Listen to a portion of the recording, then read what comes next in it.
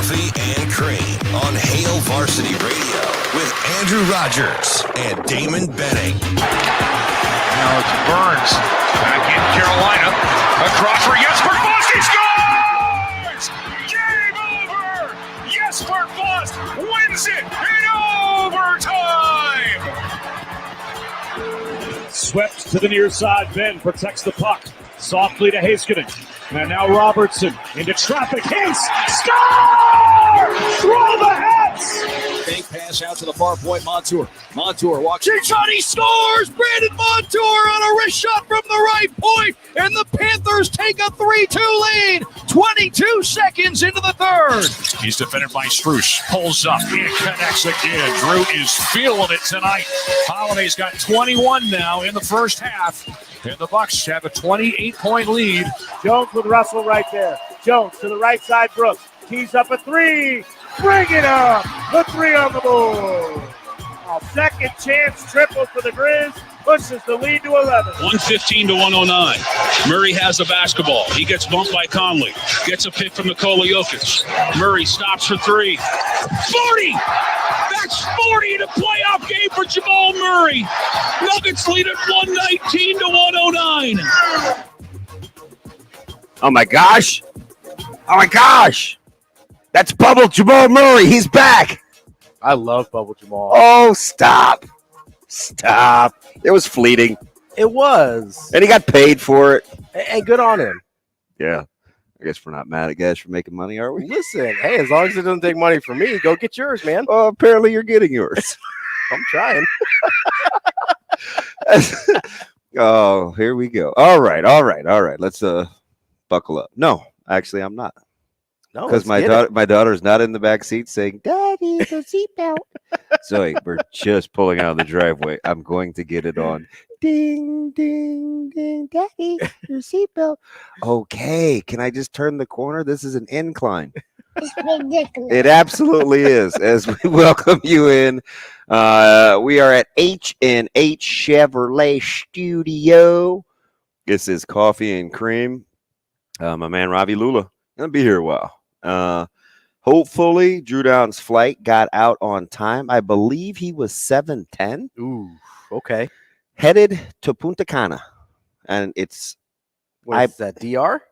Yeah. Is that Dominican Republic? I get all those places confused. It's warmer than here. I know that. Yeah, which, by the way, well, I'll get to that in a second. Yeah, a destination wedding. Okay. Yeah. Oh, and, DR. Nice. And then, well done, my little geographically astute friend. Because, Americans you're American, right? Last time I checked. Okay, good. So I am authorized to legally work here. Oh, no, you didn't. Wow. 68 seconds in. Sorry, I've been doing job stuff lately. And so it's always like, are you allowed to work here? Can I see your documents? It's like, yeah, I got them all. Yeah. So destination wedding. And then he's covering the NFL draft next week. So he will be our correspondent. So okay, there we go. Yeah, you'll be here for a long time. I love the draft. I'm a huge draft guy. I know. I'm excited to be wish here for the it's exciting. I wish you were it's exciting. I wish it was this week. Yeah. Well, we got spring game this week. We got 2 back-to-back, Although we won't be able to recap on Monday with me. No, why? Well, next Monday, I mean, for the draft. You talking about like on in 2 weeks? Oh, man, you know how far away that is? I don't even know what I'm doing today. Well, we're gonna do a radio show for the next couple hours. Yeah, that's true. I am really, really trying. I got a very pleasant phone call yesterday from Coach Solich. So this day is in a little bit in flux. Okay. He has a very tight, like how he would want you to hit 47, 43 dive. I want you tight to the hole. Press the point of attack. Don't get off that track until something gets you off track. Yeah. You understand? Yeah. You understand? Yeah. Are we on the same page here? Man. Yeah, Coach, I got you.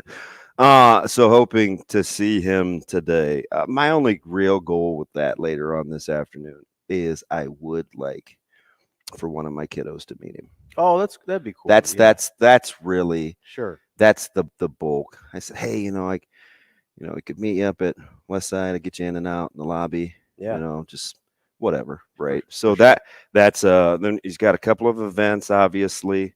He's got to do the tour. He's got a dinner, then an event tomorrow. Yeah. How'd you like that? Like old school, like 60s 5 o'clock dinner. Oh, okay. Tomorrow. I mean, 60s like the decade or yes, the age people are yes. when they eat dinner at 5 o'clock? Well, that too, right? Although don't talk about his age because he's still a ball up his fist. Oh no, he looks like he's amazing. And it's a lot bigger deal probably to a select few of us than others, but just because of the reverence. Sure. But it is a big deal. Let's not downplay. Oh, I absolutely would not. Like it is. Like I know that it's hard for you to be objective here, right? Because I this time I won't claim to be objective, right? And because of the relationship, yeah. But as someone who obviously didn't play for him, don't know him personally, when they announced this, I immediately was like, "Oh, that's a really big deal." Yeah, because of the fracture in the relationship, right? I actually wanted to ask you about that. We'll get to it now. Yeah, no, we'll get to that in a sec. So coming up, I always jump the lineup. Sorry, go ahead. No. And so I'm kind of like, there's a lot of Ron Burgundy to me. Yeah. And so like when I'm supposed to do something, no. When I'm supposed to do something and I'm told to do something like for the job, yeah, like I want to do it, right? Yeah. So it's like, okay, hey, whenever I'm the one, I want to make sure I get the lineup out absolutely right away, right? Because I obviously won't tweet it out because I'm trying to multitask. So it could be a second before I actually tweet it out. But wide open for you guys in the first hour, 888-638-4876. Hit us up with your thoughts. You can get me on email. I'm Damon at hurrdat.com. We will. I don't have one yet. Have a quick. They don't play.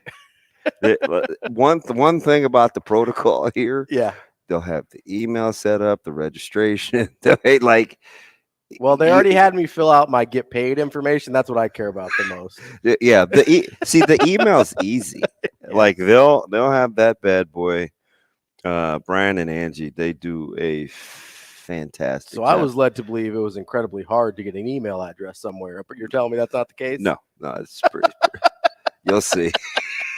So if there's one, like the over communication is a thing. See, I appreciate that though. Yeah, if you got the temperament. I do, because I'm an over communicator also. Yeah. As you probably noticed. Yeah. On my text messages. Yeah, right? You like to know. I do. I like to know what's going on, right? Yeah. I think it's an anxiety thing. Like if I know what's going on, it like chills me out a little bit. Kind of like these blue lights. Yeah, I don't know what's happening here. I feel like we're back at Kmart. Is there a special going on? Oh man, I mean, there's Claude have mercy. Yeah, I don't know what's happening here. Did you see that? Well, he had the ones on the side for a second. I almost went blind because I'm looking at you, so I'm like staring directly. Yeah, at I don't know why lights. those even have to be plugged in. Because I mean, I turn those on and it's like blinding me over here. Yeah, because you're looking at these ones by right here. the light. Great song, by the way. Blinded Annie by Lennox? the light. That too. Okay. What did I do? Okay. First of all, listen, don't encourage you. We're just doing a little karaoke. We know what it is, Damon. What is Collide? It's a song. You and I collide. Howie Day. Let's go. It gets so old. I just want to do real bad things to him sometimes. So we'll talk to the real voice of the Huskers, Greg Sharpe. I'm fed up. I'm fed up. I am so pleasantly surprised. He's fantastic. Yeah, because you didn't really know him before you started doing stuff, right? we just kind of in passing. Yeah, but not well. No, and it's hard. Like, I'm not going to kid you. Are you kidding me? I'm super transparent, right? Yeah. Like, I was a little gun shy. Okay.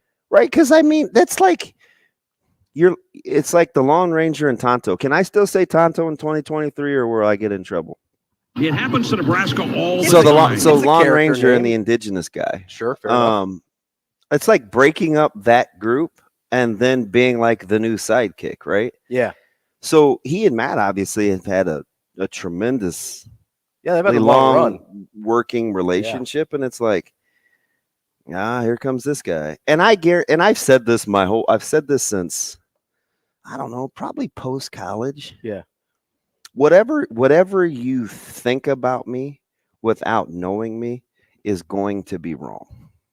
I just, that's probably fair, right? Because like what you think you're getting versus what it's actually like being around me on a day to day is probably not the same thing. I'm having a hard time remembering what you thought, what I used to think. Yeah, but I don't remember specifics, but I do. I can definitely say you are not what I expected. Yeah. So I'm like, gosh, I don't know what he thinks. Like, am I the?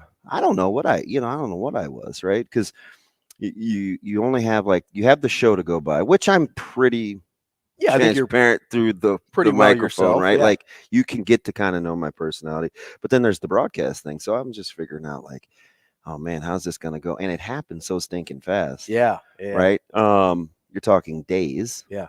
Right there. So I was a little nervous. Yeah. And it is a lot happening in a short amount of time. So he's hilarious. Really? I wouldn't have guessed that. Me neither. Me neither. Like I would have guessed totally professional, really nice guy. Really, he's really funny. Incredibly funny. Probably would not have made my top 10 list. Yeah, if I was guessing. Funny. Because I would be guessing. I don't know him at all. I like him a ton. So I'm excited to talk to him. Yeah. So he's just funny.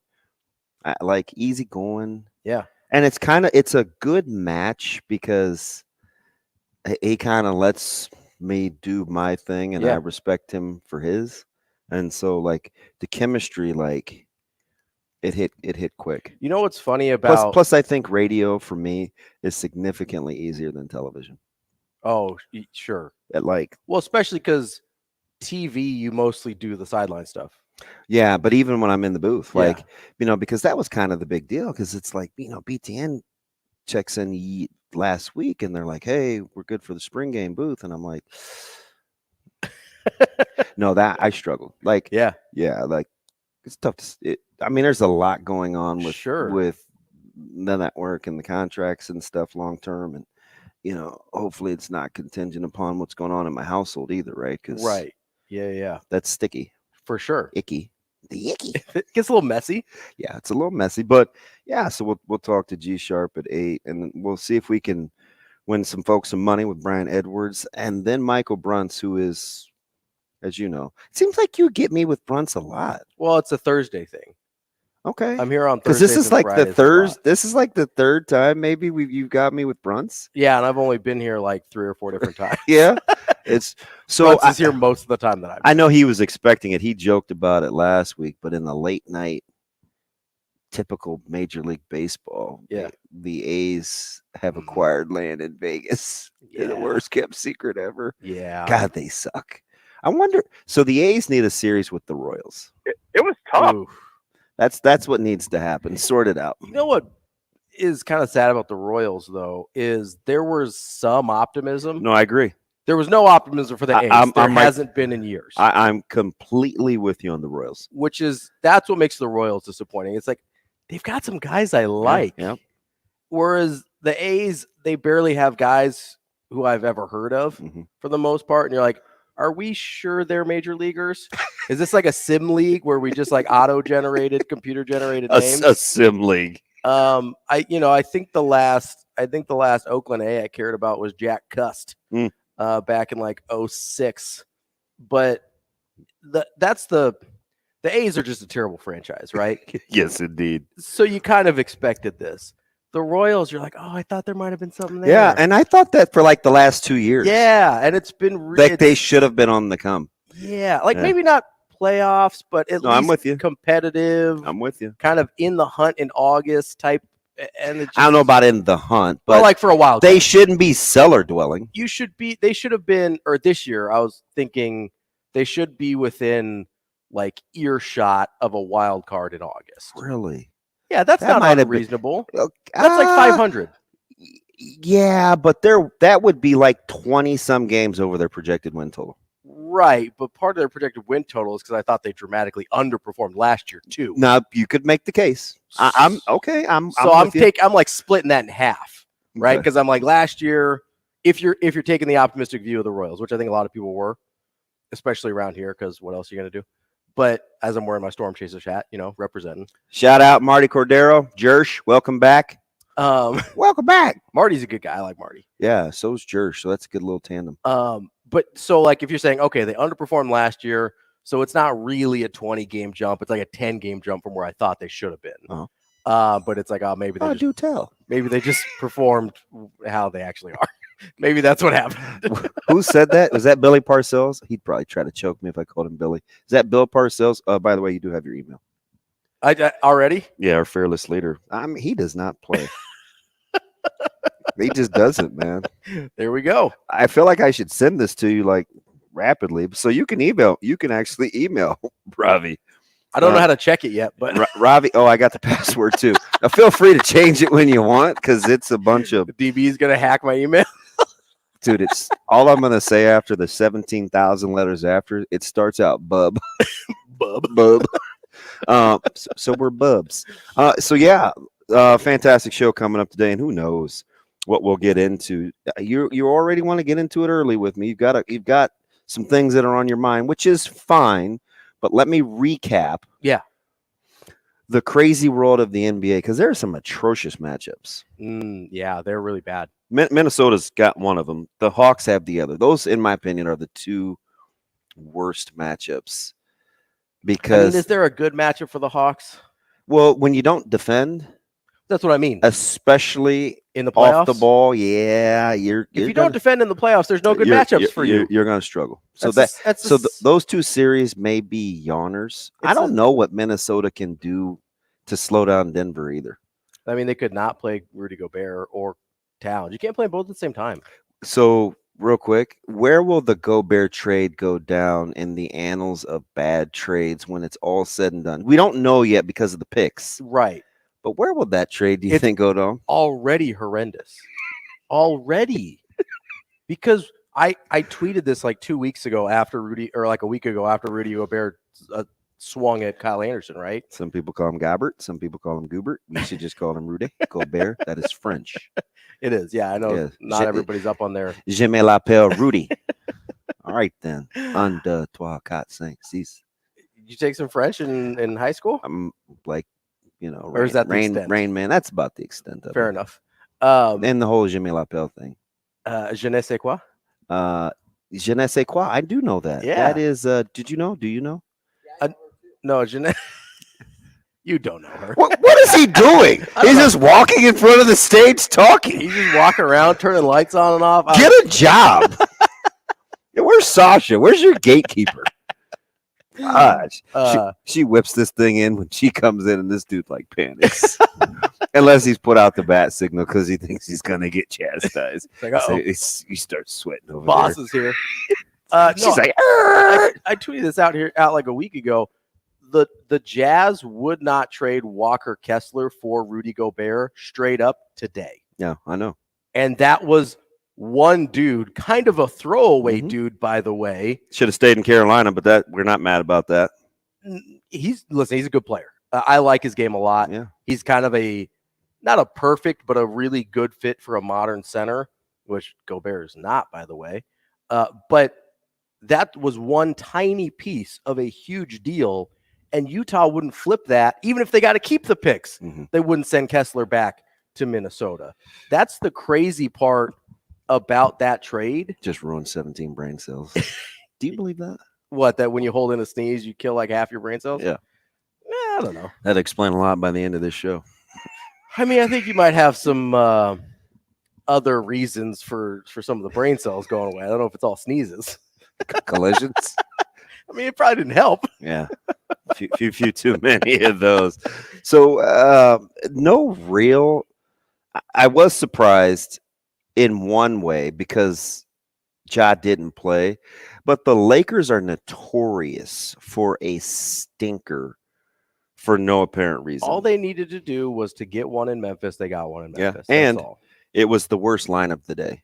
It was 1.5, and it held even without Ja playing. Also, the thing about one-off games, there's actually a betting stat that trends this way. When stars don't play, the first game they're gone. Yeah, no, I'm with you. Everybody assumes that it's gonna. And what we saw twice yesterday with Giannis and with Ja. Yeah. The and Bucks they pillared a posted those guys. Man, they blew the doors off of them. Part of it's because Miami's bad. Well, they can't score. Yeah, and that's also, we mentioned not defending being a problem for Atlanta. Not being able to score at all, also a problem in the playoffs. Yeah. You're going to have to score a little bit to win games in the playoffs. And Miami doesn't even seem like they try to score. And it's, no Hero, who should have never – is not a legit NBA starter anyway. No disrespect. I don't know if he's not an NBA starter. Well, he's not. He should be coming off the bench. He's not the guy they wanted him to be. Yeah. Like, he's not a legit number 3 option on a good team. No, that should be Bam. But he's got to be the 2 for them. Yes. And he's really a third scoring option. And to be fair, Jimmy at this point in his career is not a real one-scoring wash option. your mouth out with Jimmy Buckets. No, I'm not going to. Don't give me – hey, listen, let's not start on the old man NBA versus young man NBA takes. Oh, man. Cut it out. I almost – I was listening delayed yesterday. Yeah. I almost came through my phone. Who are you going to get at you and Andrew and Lance. Why me? Well, because I did kind of sitting there letting it all happen. I did, and I'm not always gonna correct, right? When somebody says Jordan didn't make the playoffs till his 5th year, bro. Listen, so that's a thing that was said on this program with your name on it. But listen, I also let a guy that does the Super 6 say a guy made the Super 6 that didn't make the Super 6. I'm just saying it wasn't in the moment where because sometimes you got to get a feel sometimes. Sometimes you can go back and correct it off air. Yeah. Because when guys are going and they're going back and forth, sometimes you got to try to get in where you fit it. It was getting kind of heated. It was. And so I was just like, I would have just turned that thing up to 11 and be like, and then I said, I said, you're such a Jordan hater. I don't hate Jordan. Sounded like a lot of Jordan haters. And then, that's not true. And then Drew Down got started. So I was like, sometimes I just want to let it go. I'm just saying, for the record, for everybody who was listening yesterday, Jordan made the playoffs every single year that he was a Chicago Bull. It was not 4 years, 5 years in, as some alleged, before they made the playoffs. Listen, Michigan Lance is going to call. He always calls. That's fine. I was trying to take bets with myself whether it was going to be Brian or Lance that called first with me on today, but we'll see. Everybody wants to get at Ravi. But I'm just saying, go look it up. But listen, every single year with the Bulls, he made the playoffs. Okay, but listen to me though. Yeah. Are you really trying to tell me that Jimmy Buckets isn't you're not taking that guy as your bucket getter in the playoffs? Not as my primary. I like having him on my team. I don't think you can win a title if he is your best scorer. Depends on who your 2 is. Well, it depends who your 1 is, because Jimmy should be your 2. Jimmy's a great guy to have in the playoffs. Yeah, but so I don't think he's a number 1 option on a title. But wait a minute, though. Are you saying you can't run offense through him, or he can't be your meeting scorer? Because I think he absolutely can have the offense ran through him. Yes, that's fair. Well, that makes him a number 1 option. No. So you mean a number 1 option to get buckets? Yes. Okay. Listen, point guards are number one options in terms of running offense. They're not the number 1 bucket getter all the time. Well, it depends. It didn't work for Ben Simmons. Well, it's a different story. Young guy, old guy. Mocha and a lot less cream.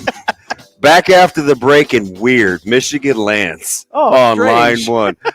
Back on Coffee and Cream. Rogers and Benning will be back in 5 minutes.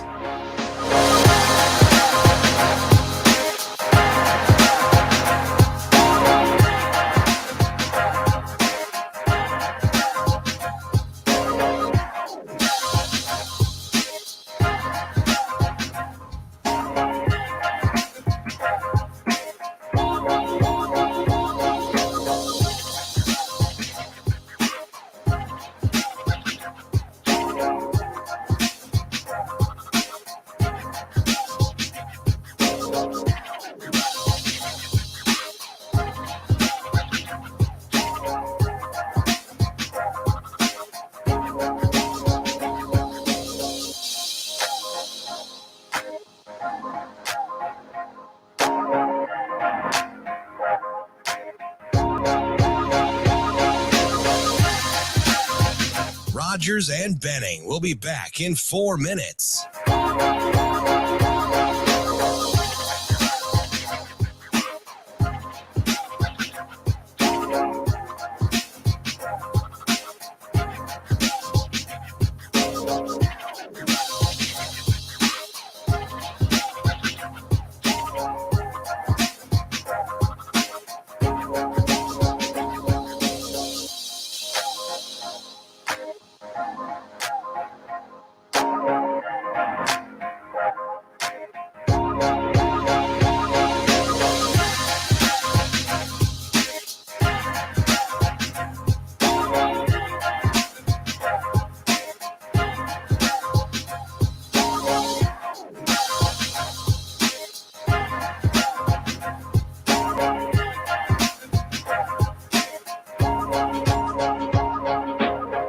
Rogers and Benning will be back in 3 minutes.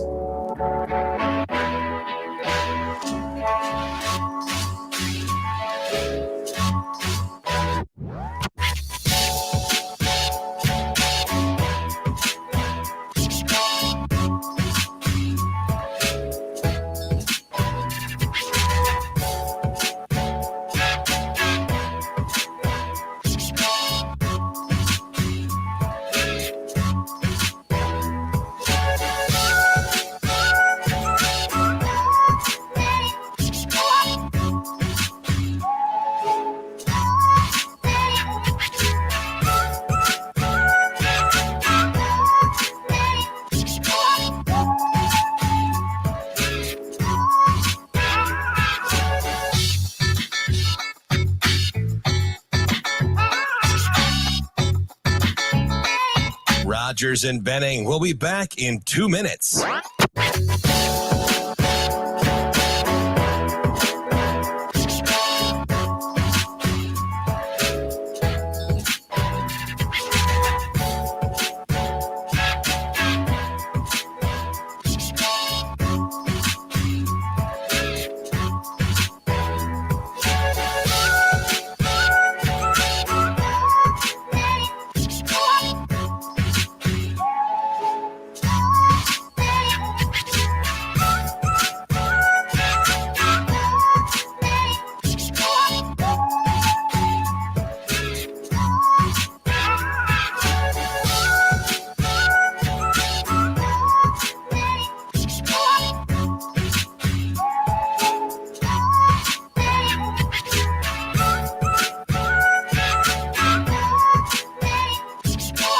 Rogers and Benning will be back in 1 minute.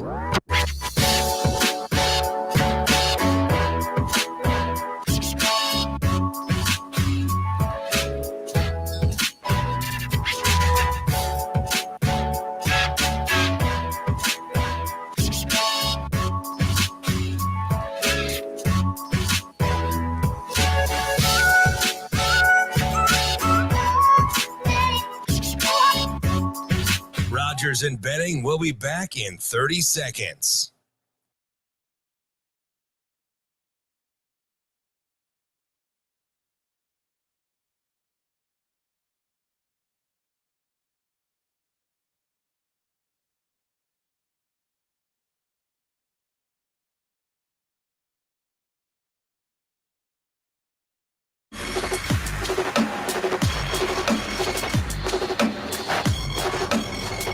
Coffee and Cream with Rogers and Benning on Hail Varsity Radio.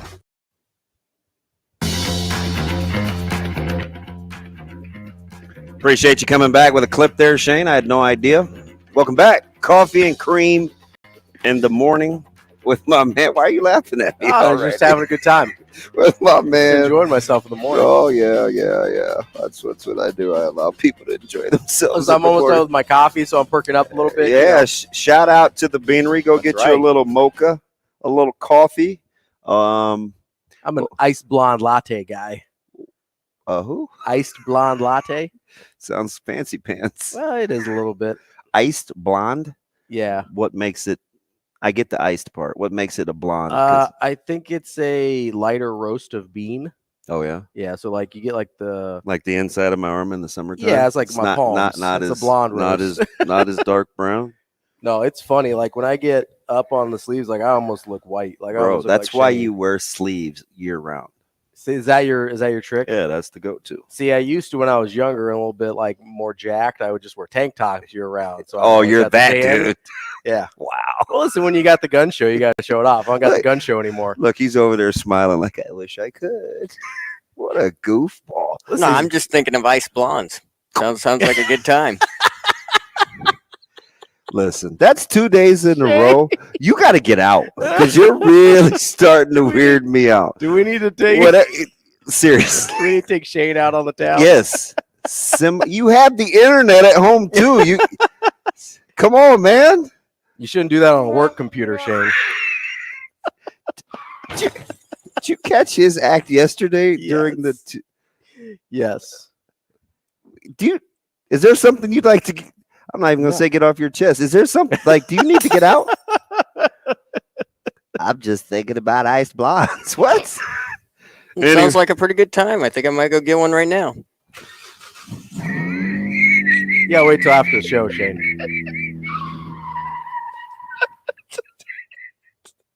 See, I don't even know what an Ice Blonde would be. Me neither. It's just Shane. But every time, like I need you to, my famous words of Brian, I just need you to calm down. Simmer down? Yes, man. It's like you just give him the green light to go. So Well, anyway, listen, I'm gonna let you get to your Coach Solis thing here in a second. But we gotta get to Lance first. On line Just one, hung up. he just hung up. Some of our listeners are like, "Thank you, sweet Jesus." Shoot, and I know you are too. Full disclosure, but you guys got off to a very rocky well, start. because every time I talk to him, he comes at me with something wild. Right.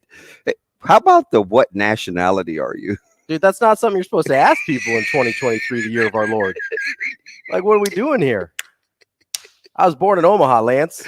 Oh, shoot. I've never lived more than 2 hours away from the place I was born. 2 hours. So where would I lived in Norfolk for a year. Did you? Well, Yeah. How'd that treat you? Oh, terrible. Hated it. Yeah. Yeah. That might have, to be fair, though, self-awareness, that might have been a me thing. I was not in a good place. So you gonna own that one? Didn't love it. Norfolk might be terrible. It might be awesome. I only lived there for a year. Not a great year for me personally. So it could have been on me. I've had a few of those. Yeah. It happens. I will say there's another place I've lived just outside of Omaha. I will not put on me. That place was terrible. Oh, I see. That was going to remain a secret. I mean, I'll tell you if you want me to. I just don't want to try and throw everybody on the bus here. So I talked to Art Shane. He'll be hitting us up here. He just had to get back with it, feeling better. Oh, good. Yeah, but So, still, so all I'm really missing is Don Juan DeMarco. I just wanted to say I've been saying that for 5 years. That's the guy that I need. Don likes to chime in with when I'm here a lot, especially with boxing. If they get a few of these minor details hammered out and they make the Spence Crawford Spence announcement, and Bud looks like this fight's going to happen because he's starting to look rough again. Yeah, no haircut, kind of the facial hair. No, you could tell he's getting into like lock it down mode. Yeah. So, and we got a huge one this weekend with Garcia and Tank Davis. But go ahead, fire. What are you chomping at the bit to ask me about? My guy. I need a hero. So I'm saying, just know my heart here when I. Ask here we go. Here we go. Listen, I genuinely want to have a conversation about this. Okay. I'm not trying to set you up. Sure, you know how I feel about this. No, I know how you feel about him. No. So the whole preface of what you're not trying to do is going to be exactly what you do. Maybe, but just keep that in the back of your mind as I ask this question, okay? Because part of me genuinely doesn't remember. Because I was like in high school when this all went down, Mm-hmm. right? When he got let go from Nebraska and everything, right? Mm-hmm. So I'm like 15, 16 when this whole thing is happening. Yeah. You're running the hallways at Millard North High School. That's right. So genuine question here. I understand. Obviously, there's going to be some. When I say hurt feelings, I don't mean to diminish how everyone felt in the situation, but obviously, there's going to be some hurt feelings with Solich being a lifelong Nebraska guy getting let go as the head coach, right? Okay. Especially when he probably felt like with the staff changes, he had turned things around. Is that a fair place to start? So far, I got no problems. Is there something else there that happened that I'm not either aware of or not happening that has led to the fracture in the relationship between Solich and the university? Was there other peripheral things that were happening either before or after he got hired, whether it was from the university or just the way fans treated him? What else happened? Well, I mean, that you're comfortable sharing. I think the devil's in the details, but I think it's pretty widely known that there was always kind of a rift between, not always, a thing that developed between Steve Peterson and Coach Solich. So that was the second half of my question. Is the biggest part of our issue with how things went down the fact that we don't trust the guy that made the decision? Yeah. I don't. Is it more about that than what actually happened? I think 1,000%, 1,000%, without any. I don't even need both sides of the story. Mm-hmm. I know he was undermined. Oh, sure, yeah. No, like undermined. Okay. I mean, like intentional. You mean sabotaged? Yeah. Okay. I'm not. I mean, because undermine is like you're putting things in people's ears. So like sabotage is like active steps to make someone fail. Yeah. Okay. That's exactly what I'm saying. Okay. So that's fair. That is exactly what I'm saying. Do you have any examples that you're free to share? Or? No, I think when not everybody's on the same page in your athletic department, and you have factions. Mm-hmm. Some people work for the greater good. Some people work for their direct employer. For their own agenda. Correct. Yeah. And I think that's exactly what happened. Because now that's not to say Coach Solich doesn't share any culpability in things that he could have done different or quicker. Because we romance and fantasize like it was all rainbows and butterflies, but it wasn't. Because, no, it wasn't. Letting go of some lifelong friends. Some thought he should have done it sooner. Some didn't think he should have done it at all. Okay. That was hard. Absolutely.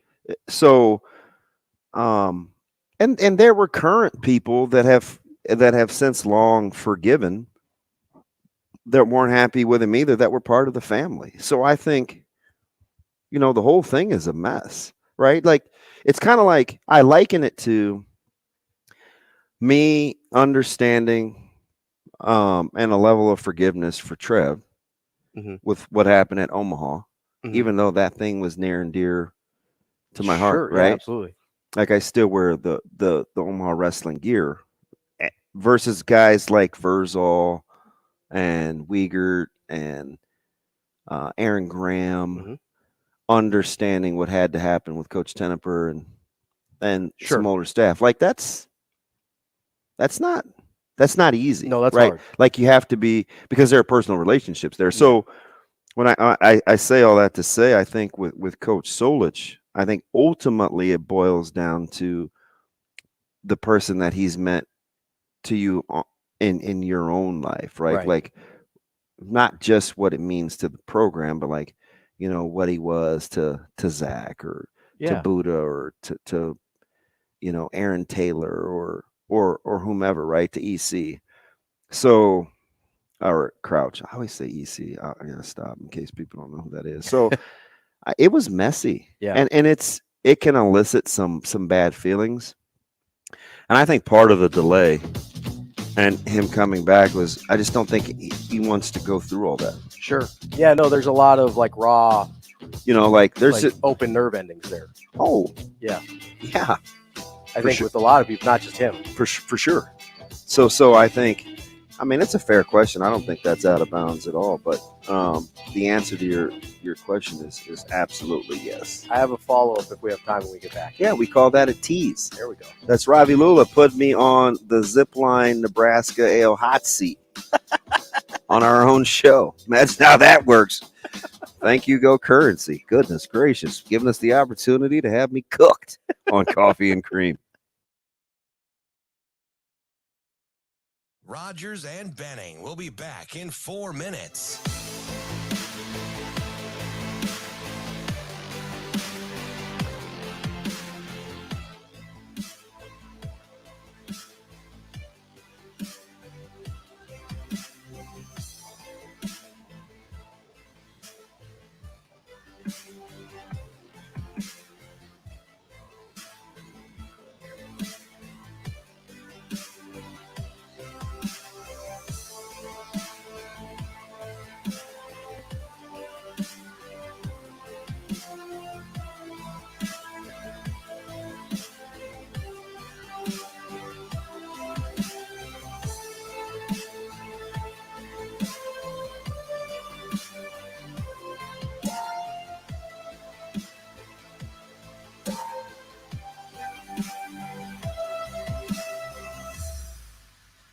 Rogers and Benning will be back in 3 minutes.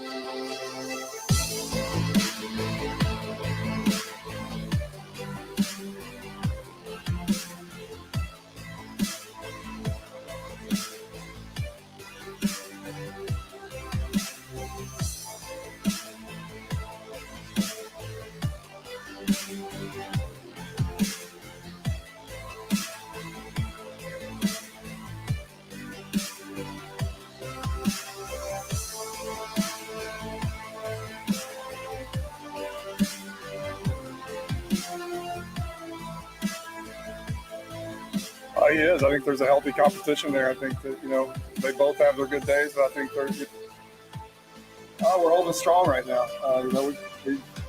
They've practiced really hard. They've been very durable, and they've grinded through these last couple of weeks. But right now we're standing strong. Big physical. And Benning will be back in 2 minutes. Again, this is coach talk, but I mean, they're all, to me, they're all just kind of progressing the same. Each has a certain thing. Yeah, I think Bryce, he's done a great job.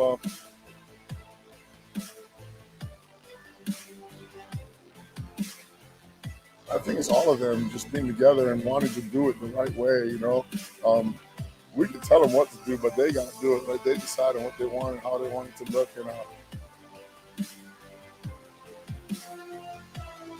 I think it's all of them just being together and wanting to do it the right way, We can tell them what to do, but they got to do it. Right? They decide on what they want and how they want it to look.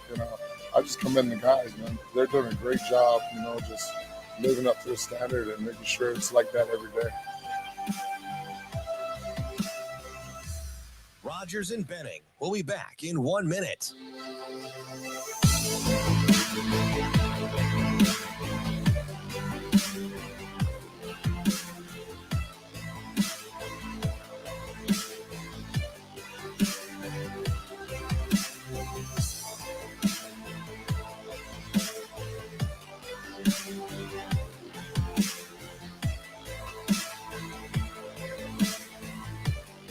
Rogers and Benning will be back in 30 seconds.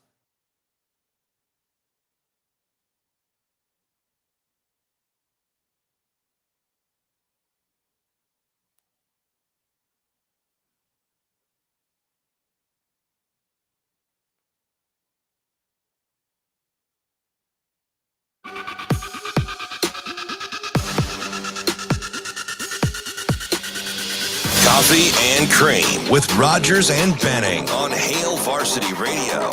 I think it's all of them just being together and wanting to do it the right way, We can tell them what to do, but they got to do it, right? They decide on what they want and how they want it to look, I just commend the guys, man. They're doing a great job, just living up to the standard and making sure it's like that every day.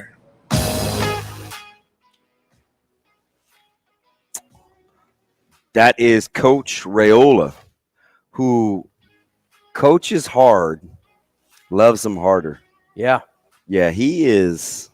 He's the standard is the standard. As my man Mike Tomlin would say, he is unwavering and he's tough. And I think we're just gonna do what's asked. They're better for it. You know what I liked that I think it was him that said it, not Satterfield. He goes, the standard that Coach Rule sets is the minimum. That was Donnie. That's a really interesting thing to say. Yeah, he's listen, I like him. I don't know what that means for this offensive line this year, because I think in just talking out loud and listening, curious to get your thoughts. It seems like the sentiment on the O-line has changed. Right.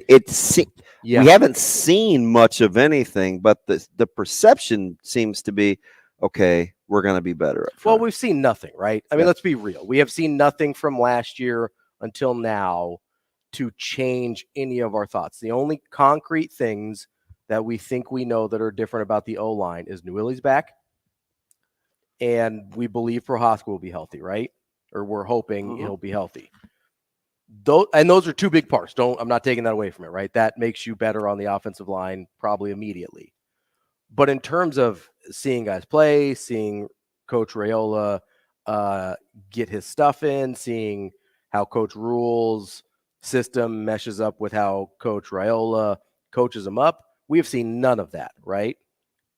But, and this is honestly, this is a bigger conversation because it's not just about the offensive line. This is our kind of our whole perception about the team right now, right? We haven't seen anything, but the overall mood is optimistic, right? Mm-hmm.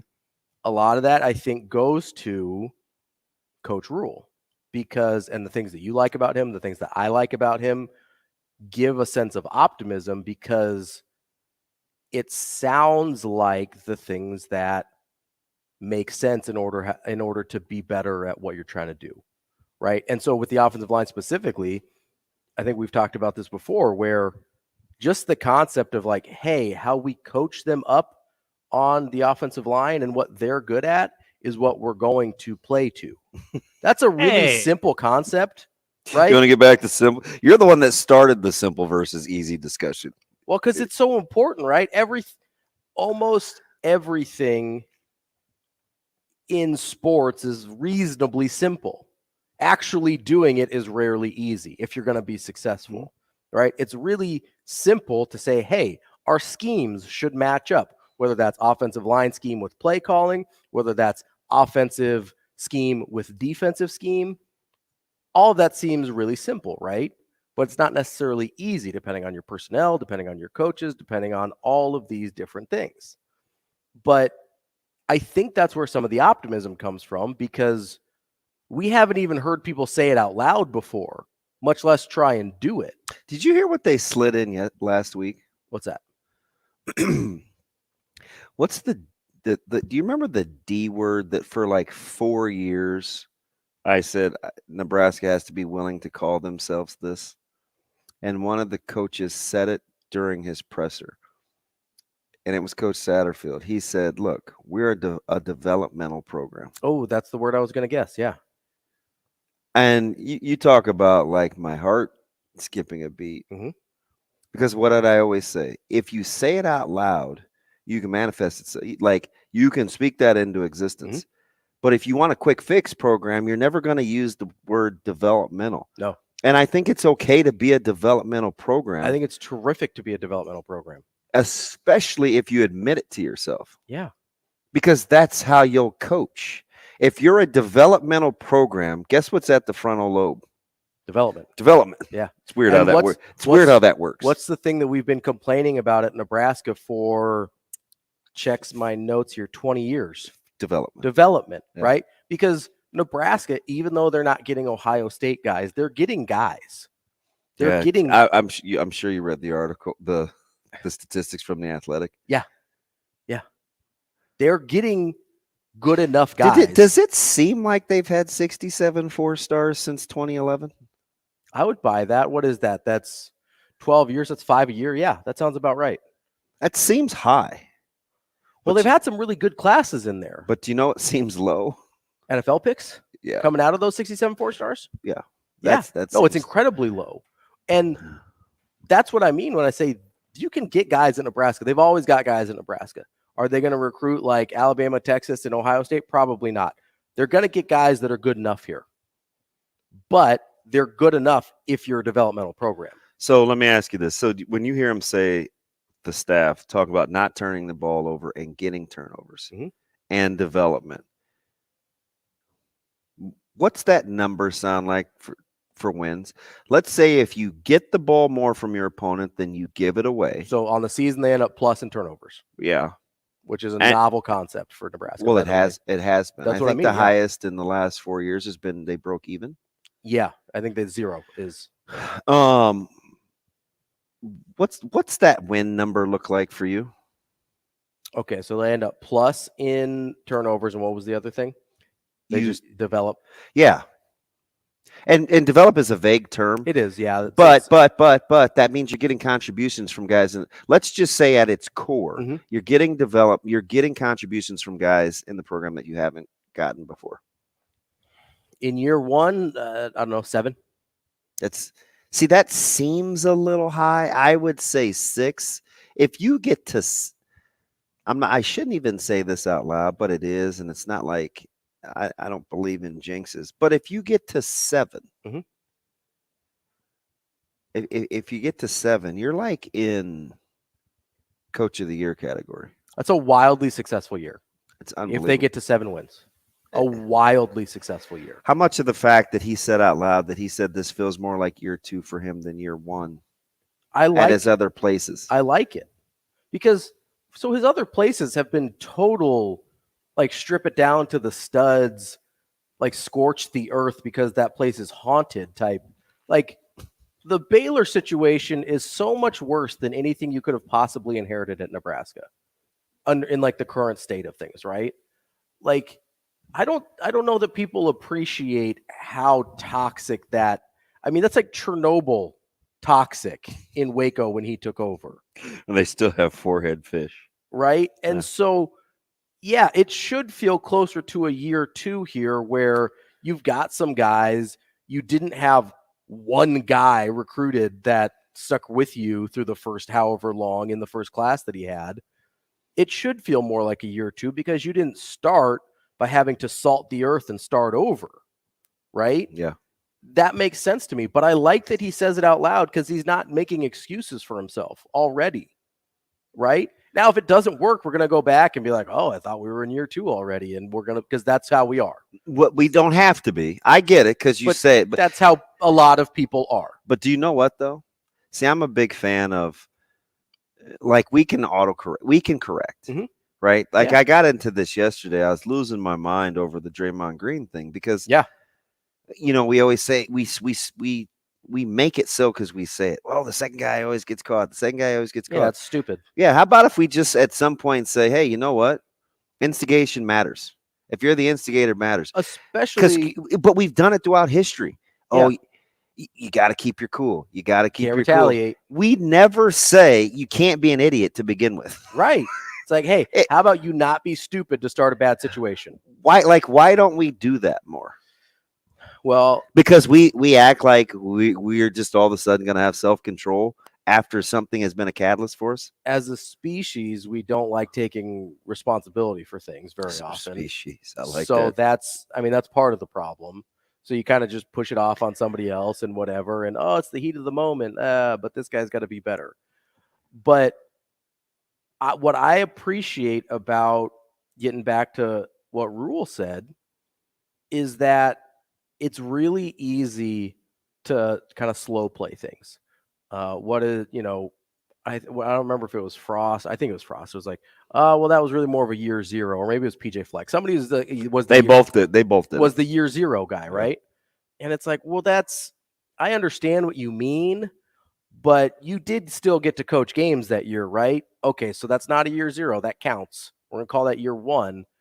And Rule's kind of doing the opposite, where he said, hey, he puts the pressure on himself almost, which I appreciate. And again, if it doesn't go well this year, people are going to kill him for it.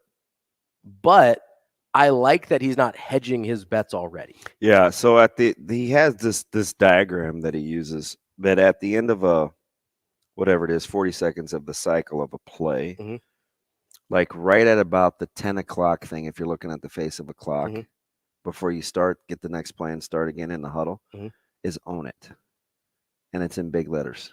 Just like own what happened in the last play? Own it. Okay. Own it. Yeah. And move on. And I think when you start talking like that, and as part of your MO, it builds in. It's a natural discipline builder. Well, that's because it helps you take immediate inventory. Well, that's people talk about culture a lot. That's actually a culture piece, right? Ingraining in not only your coaching staff but your players that the first thing we do before something new is take accountability for what just happened. Started. That's culture. And it's real time. Just think about the anatomy of a play. Yeah. Getting the play, breaking the huddle, executing the play, huddling back up, snapping it again.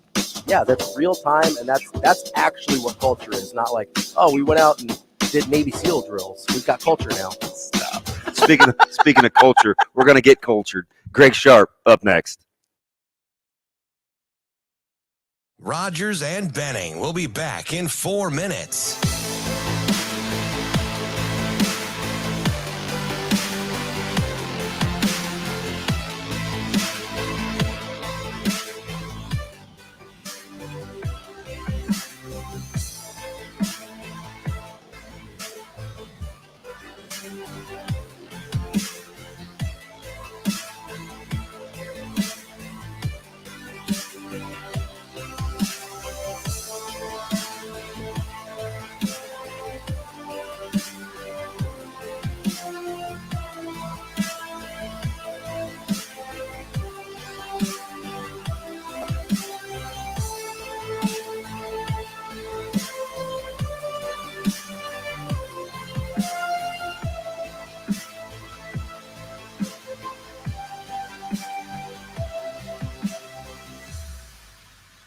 Rogers and Benning will be back in 3 minutes.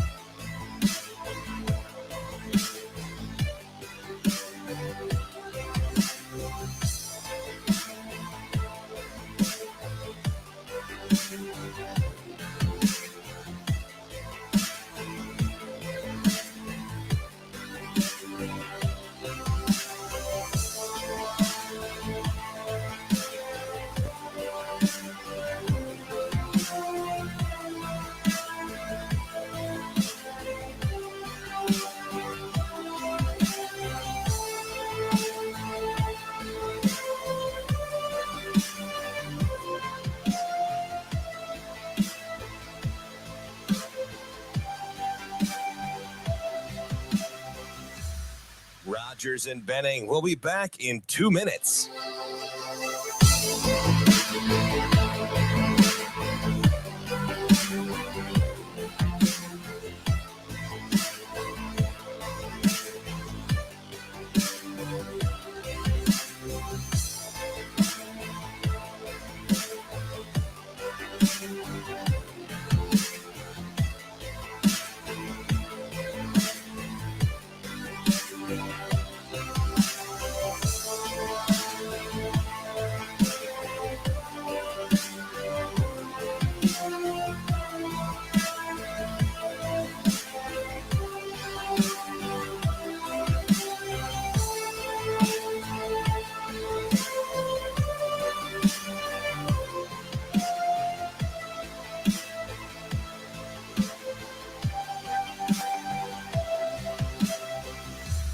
Rogers and Benning will be back in 1 minute.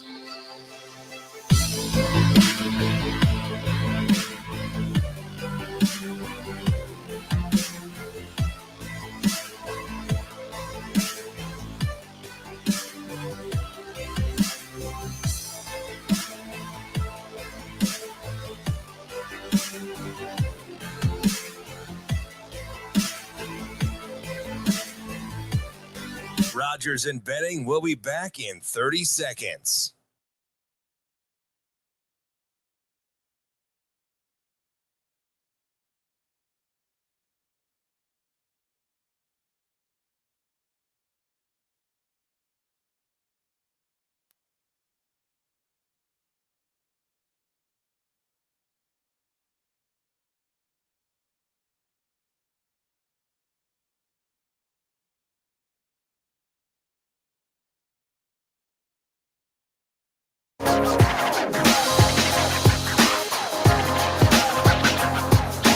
Coffee and Cream with Rogers and Benning on Hail Varsity Radio.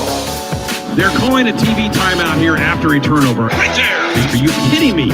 You do not call timeouts after a quick change like this. It happens to Nebraska all the time. This is wrong, people. Wrong. I'm fed up. Shame on you. Touchdown, Nebraska. Love it. One of my favorite voices, and I get to call him a colleague.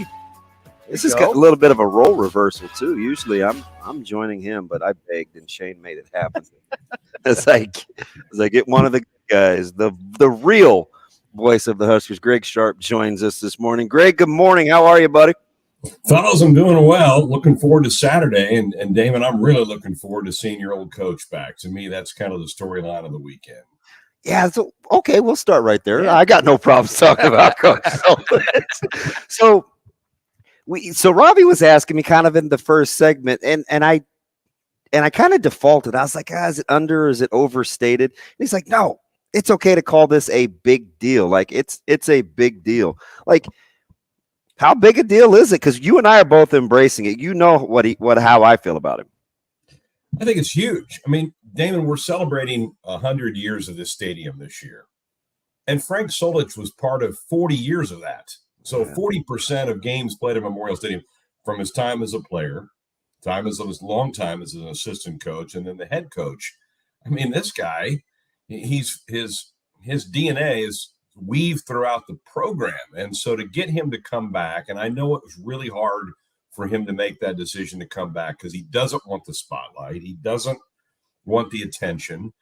There's obviously a little bit of bitterness still, I think, on Frank's part on the way that it ended. So for him to kind of put all that aside and say, yeah, I'm going to come back, I think is really big. And remember, Trev hinted a few weeks ago, there's another announcement coming that's going to involve Coach Solich. So we don't really know what that's about.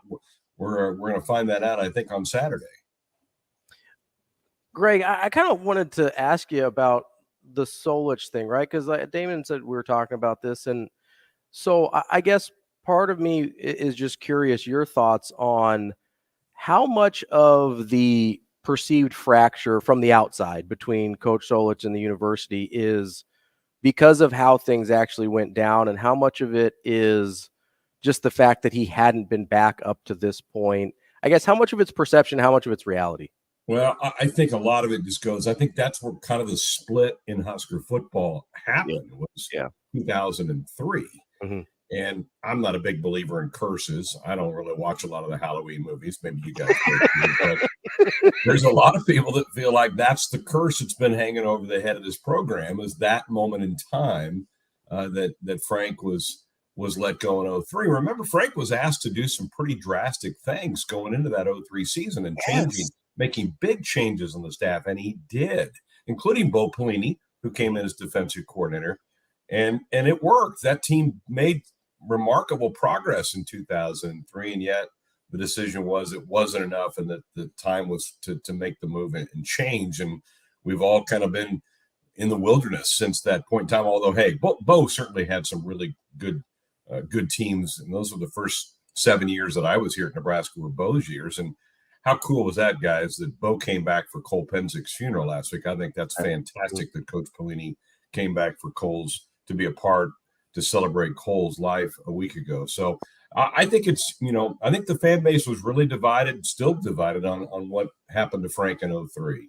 So here's the interesting thing, because you've seen it all. You know where a lot of the bodies are buried, but your role has remained consistent.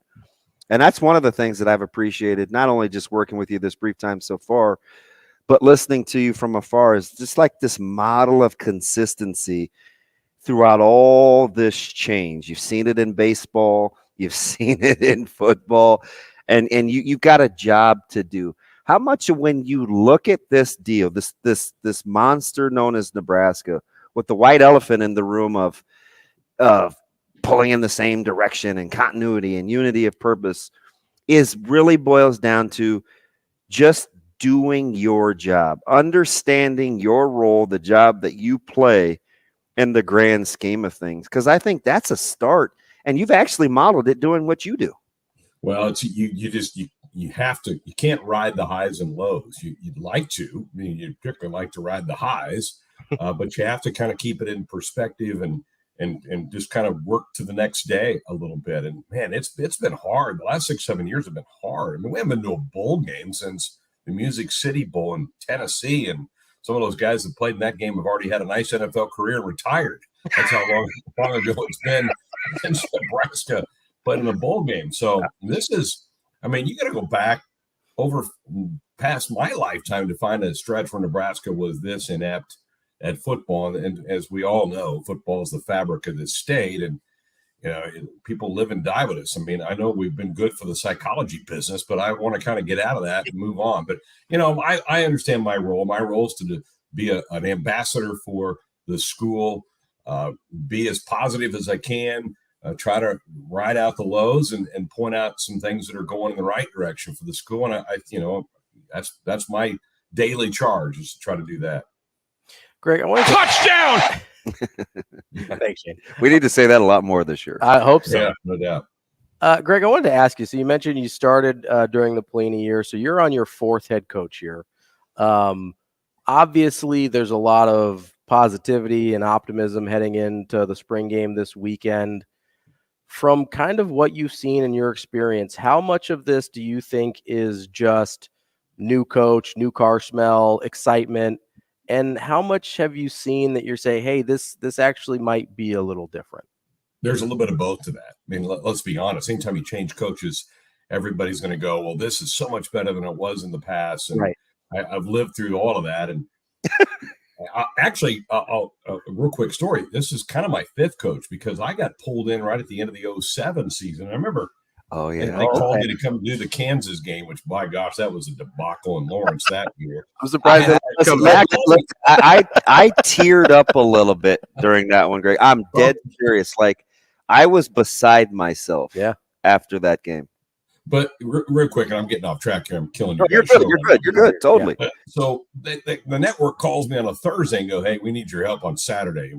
Holy cow. Okay, yeah, I can do a game. And I'd done a couple of Nebraska games on pay-per-view. And so the game ends, and I'm putting my stuff away. And the engineer, our great longtime engineer, Mike Ellie, goes, well, you're not done. You got to go down and interview Bill Callahan. I'm like, what? Does he even know who I am? So the Huskers lose, whatever it was, 95-3, whatever the final score was. And so here I am walking up to Bill Callahan. He's looking at me, and I'm looking at him, and we don't really know each other at all. I'm like, I'm supposed to do like 3 segments with you. And at this point in time, we did them live. So I sat through these long commercial breaks, and I'm looking at him, and he's looking at me, and I don't know what to say to him. I mean, he just got his brains beat in. And so that was really bizarre. But back to your question. I think what I've seen from Matt Rule is attention to detail like no other person I've been around. He is a micro manager. Yeah. And I think we need that, because if you go back and you look at the last couple of years, I think the talent gap isn't as bad as what some people may perceive with what Nebraska has with the rest of the league. But we've been missing the little things, and the little things mean big things. You've heard Matt Rule kind of reference that a couple different times. What does this drill mean? Nothing but everything. Everything. And so if we can check some of those boxes, and if the next 15 games we play with one score instead of going 2-13, if we go 8-7, all of a sudden we're back in bowl games. We're much more relevant on the national scene, and everybody's happier and getting off people's couches. I knew we were kind of kindred spirits. It's like, hey, can you be ready for Rutgers? No. How about Purdue? Okay, that's better, but still tough. I'll be ready to go this year. So I get it. But let me ask you, so to kind of tie this back into Coach Solich, how much you hear, you're there, you feel, how much of this of Coach Solich and this administration and the common vision has to do with actually who Coach Rule is as a person, not just a coach, right? Because Coach Solich isn't doing anything like this, even if Trev asks, without Coach Rule being who he is. What do you think that is, or what was the connect there? Because just knowing Frank or Coach Solich, that has to be a thing. No, there's no doubt. There's no way he comes back unless he's really getting pulled by the current head coach to do it and feels the sincerity of that. One of the things I've really appreciated about Coach Rule is how he's wrapped his arms around Nebraska. I mean, he has embraced everything about this state. Now, he's going to change a few things, and I love what he's done with the single-digit numbers during spring ball. I think that's fabulous. I think that's going to be incredible when they put those numbers to a team vote here in a couple of weeks. But I love what he's come in, and he has jumped in with both feet. I mean, he's showing up at tennis matches and WWE events, and he wants to meet guys like Damon Benning and Eric Crouch and all those former Huskers and have them come back and be around a program. So I really like the fact that they are really trying hard to kind of figure out what's important to Nebraska. I'll tell you, the Mike Riley era was really interesting because you could almost feel from the start that wasn't a fit, and that just wasn't going to quite work. Quite the opposite here with Matt Rhule, and I think a lot of that is how he has handled this whole thing with Frank. You know, it's funny that you bring that up with Coach Rhule, because one of the things during the hiring process where, you know, his name was out there and people would talk about how, you know, obviously he's an East Coast guy, Philadelphia, Pennsylvania, that whole deal. And they would talk about how he ingratiated himself so quickly into the Texas and the Baylor culture and all of that. And it was really hard to wrap your mind around it. You're like, well, how could he was there for 3 years? How is he so beloved by these people? He's been gone as long as he was there. And then all of a sudden he gets here, and within a couple months, you're like, oh, I get it. Like, I understand, because it seems like he's doing a lot of the same things here that he did there to kind of become part of the culture. And I don't know if there's a question in there anywhere. It's just, I guess, what are some of the things you mentioned, you know, his attention to detail, but it seems like that is not only on the football field, but also in how he approaches getting into a community as well. Is that accurate? Yeah. You know, I think the thing about running a program like Nebraska, any big-time college football program, you better be a CEO. And we've had coaches in the past that weren't very good at that. Matt gets that. And part of being a CEO is you got to be a little bit of a salesperson. Mm-hmm. And so Matt's pretty good at kind of some of those sales skills about going out, selling himself, selling the program, selling the vision to that type of thing. I think one difference, and I've talked to some people at Baylor in the last couple of months that I think is very different here, is that they said they had the feeling all along that he wasn't going to be there very long. They said they felt they could sense that ache that he had to go to the National Football League and try it there. I don't get that sense at all. And Damon, maybe. No, I'm with you. I'm totally with you. I think he's really invested, and this is where he wants to plant the flag and make a run at this thing. So I think that's a big difference between Baylor and here. God, that is spot on. That's super astute, right? Because you don't do what he's done with his family and kind of where they are in school, what they have to do academically, uprooting folks. He didn't have to take this job. I think you're spot on. You know, his wife, she loves it here, which I think is huge. Mm-hmm. Like, what gave you that feel? Because like I just said, I think that is absolutely 1,000% correct. If he doesn't have to go anywhere ever again, he won't. That's what I get to. I think he's at the point in his career that he's like, this is it. This is where I'm going to make my run. And I want to flip this thing back to what it was. And he really wants to make Coach Osborne proud. I mean, there's just so many things that he has said and done and his actions. And that is going to really gravitate toward us. Husker fans will gravitate toward that, right? They will lock on to that and hang on and ride it out with this guy for as long as he can keep producing some things. Okay, so you've got a tough deal here. With obviously the voice of baseball too is, I almost don't need to reset, but I do just because I want to be professional. The voice is one everybody knows. It's Greg Sharpe joining us. You got baseball this weekend. It's a huge series. We've got the spring game. Obviously, you're a professional. You prepare. How are you pulling this off?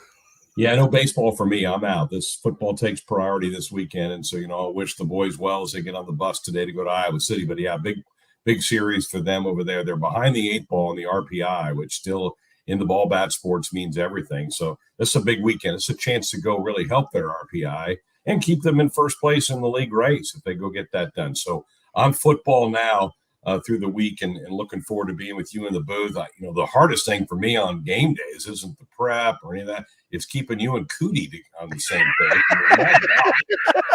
We'll have Damon on Sports Nightly, and I warned Jessica, be nice. She goes, well, he'll start something, Greg. No, never did. I'm going, Jessica, you need to be nice. You've been around me long enough now to know, like, I don't want any sort of drama or controversy. I try to roll with it, so we'll see if we can keep her in line. But let me ask you, are you expecting – it's Coach Rhule, so there's going to be something creative, something intentional, whether it's he'll do something different that's going to be a hey, this is symbolic of, are you prepared for whatever may roll out? Because as you know, neither one of us know really what's coming. No, we don't. Fullback trap, maybe. What about that? I think that could be something. So if you're if you're Coach Rule and you're listening to these guys, and he's so he's coaching his coaches too, right? And as the coaches are coaching the players, you get the sense he's kind of guarding against or building those parameters where you don't let this place spoil you. Because we've seen it happen to coaches that have some great intentions. It can spoil you. It seems like he's going, it's just in his DNA to be edgy and kind of a grinder where he's not going to let that filter in. Damon, I know you've been at some practices. I have too. I've seen him stop practices and not get after the players, but get after the coaches. Spot on. And there was a thing. There was one time they were running a drill, and a couple guys got into it a little bit, and he made the entire defense run a wind sprint, including the coaches. Yep. So he is on them. He will not let them rest, and I think he's probably a pretty demanding guy to work for. I think, it takes a certain kind of tough bird to work for him because he's going to be on you and expect you to give your best every single day. And again, I think the great ones are kind of like that. And so it makes me smile when I think of those type of things. Oh man, I appreciate you taking the time.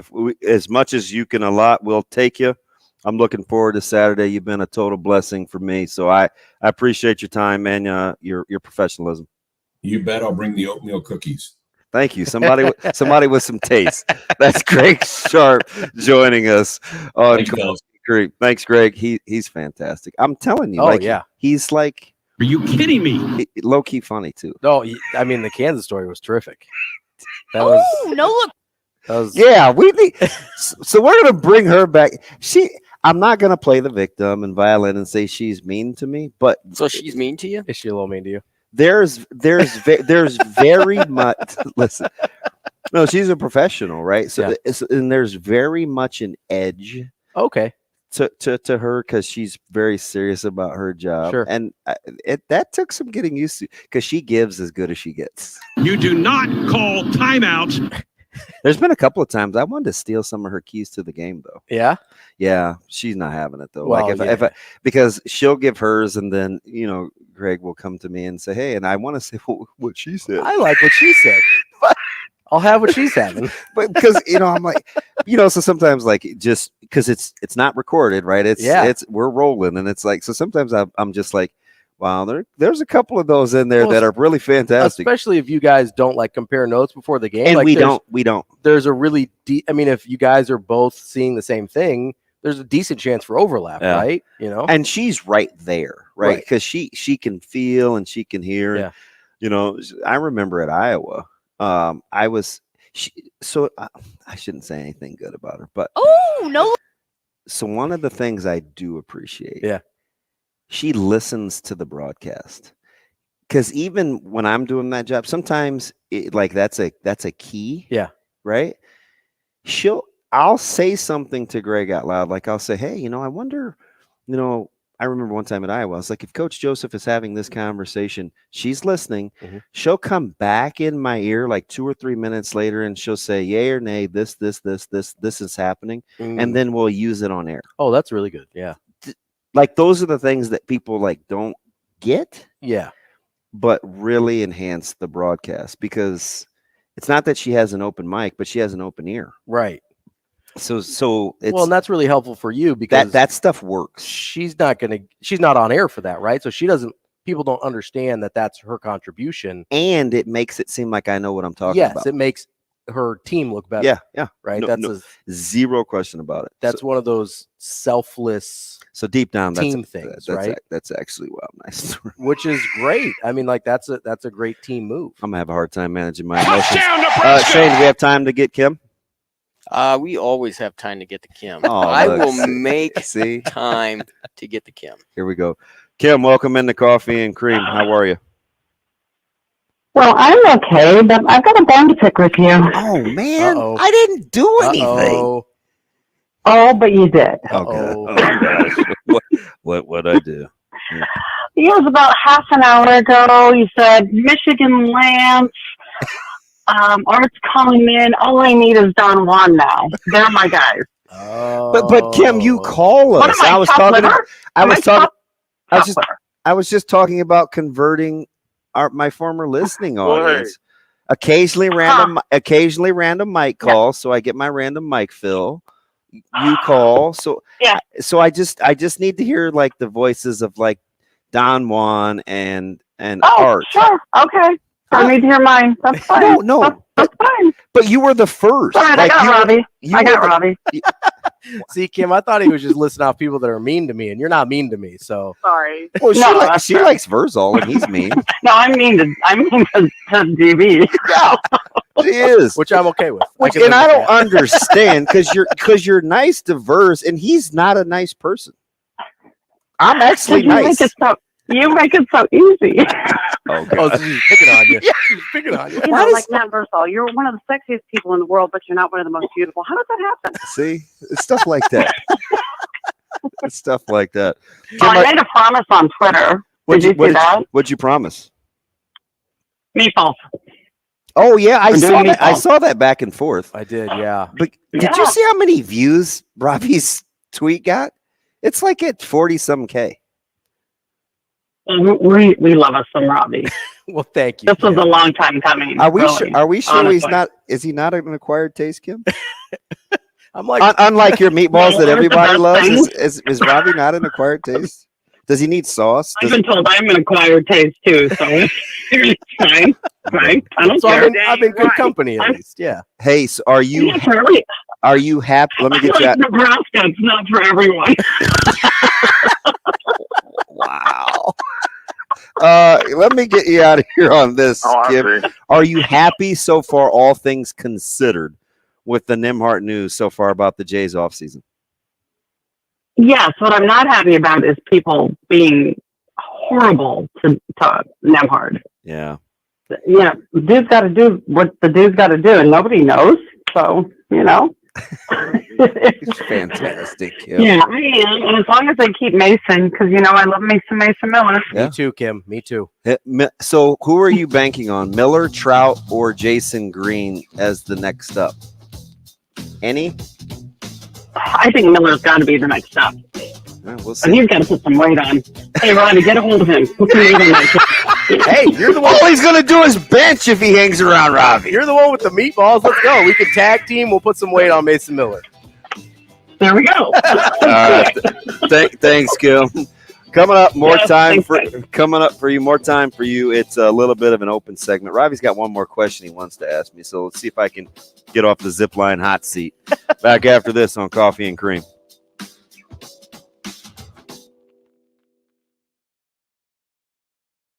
Rogers and Benning will be back in 5 minutes.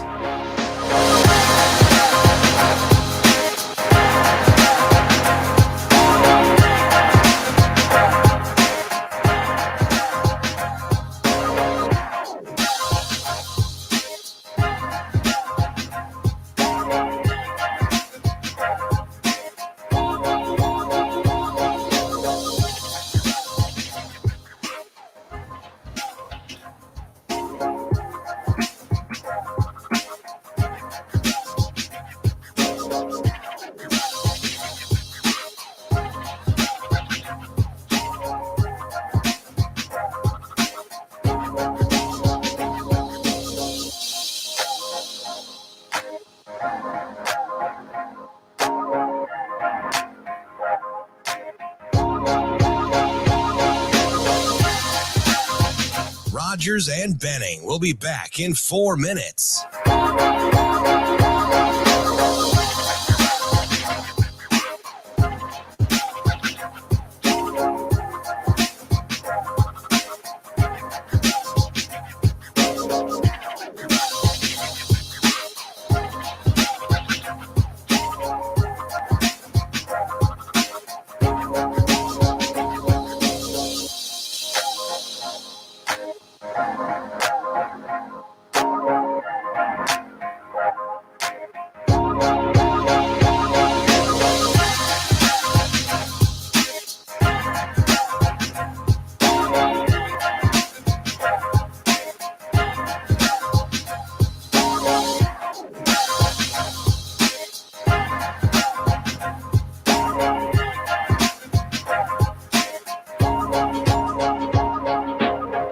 Rogers and Benning will be back in 3 minutes.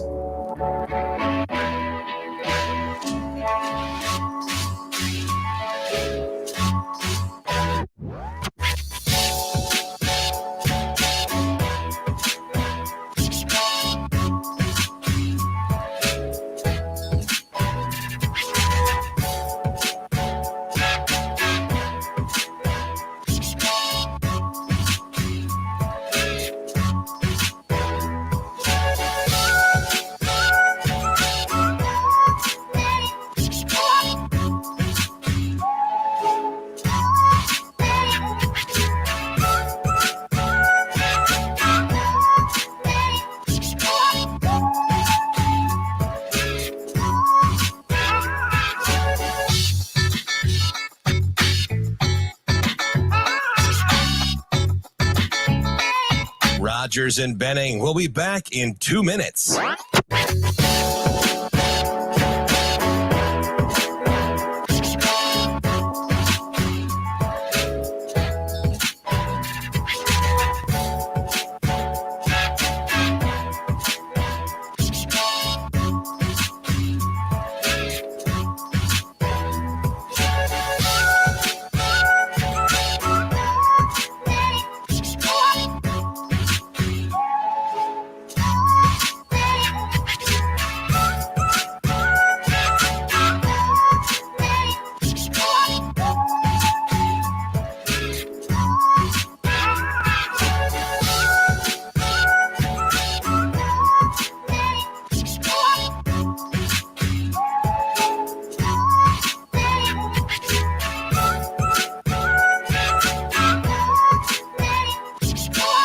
Rogers and Benning will be back in 1 minute.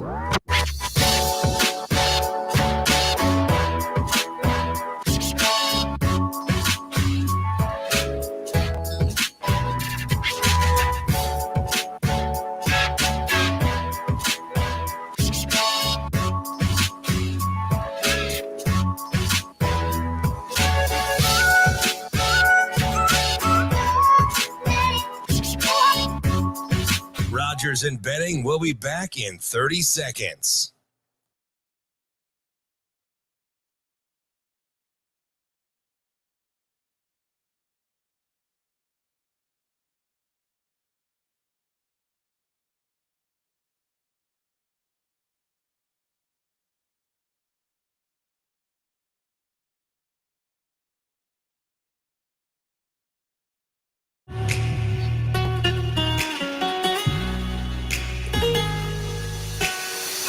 Coffee and Cream with Rogers and Benning on Hail Varsity Radio. Welcome back. Coffee and Cream in the morning. Ravi, Lulla filling in for Andrew Rogers, who hopefully made his flight on time to Punta Cana and the DR. Dominican Republic. Is that what the cool kids say?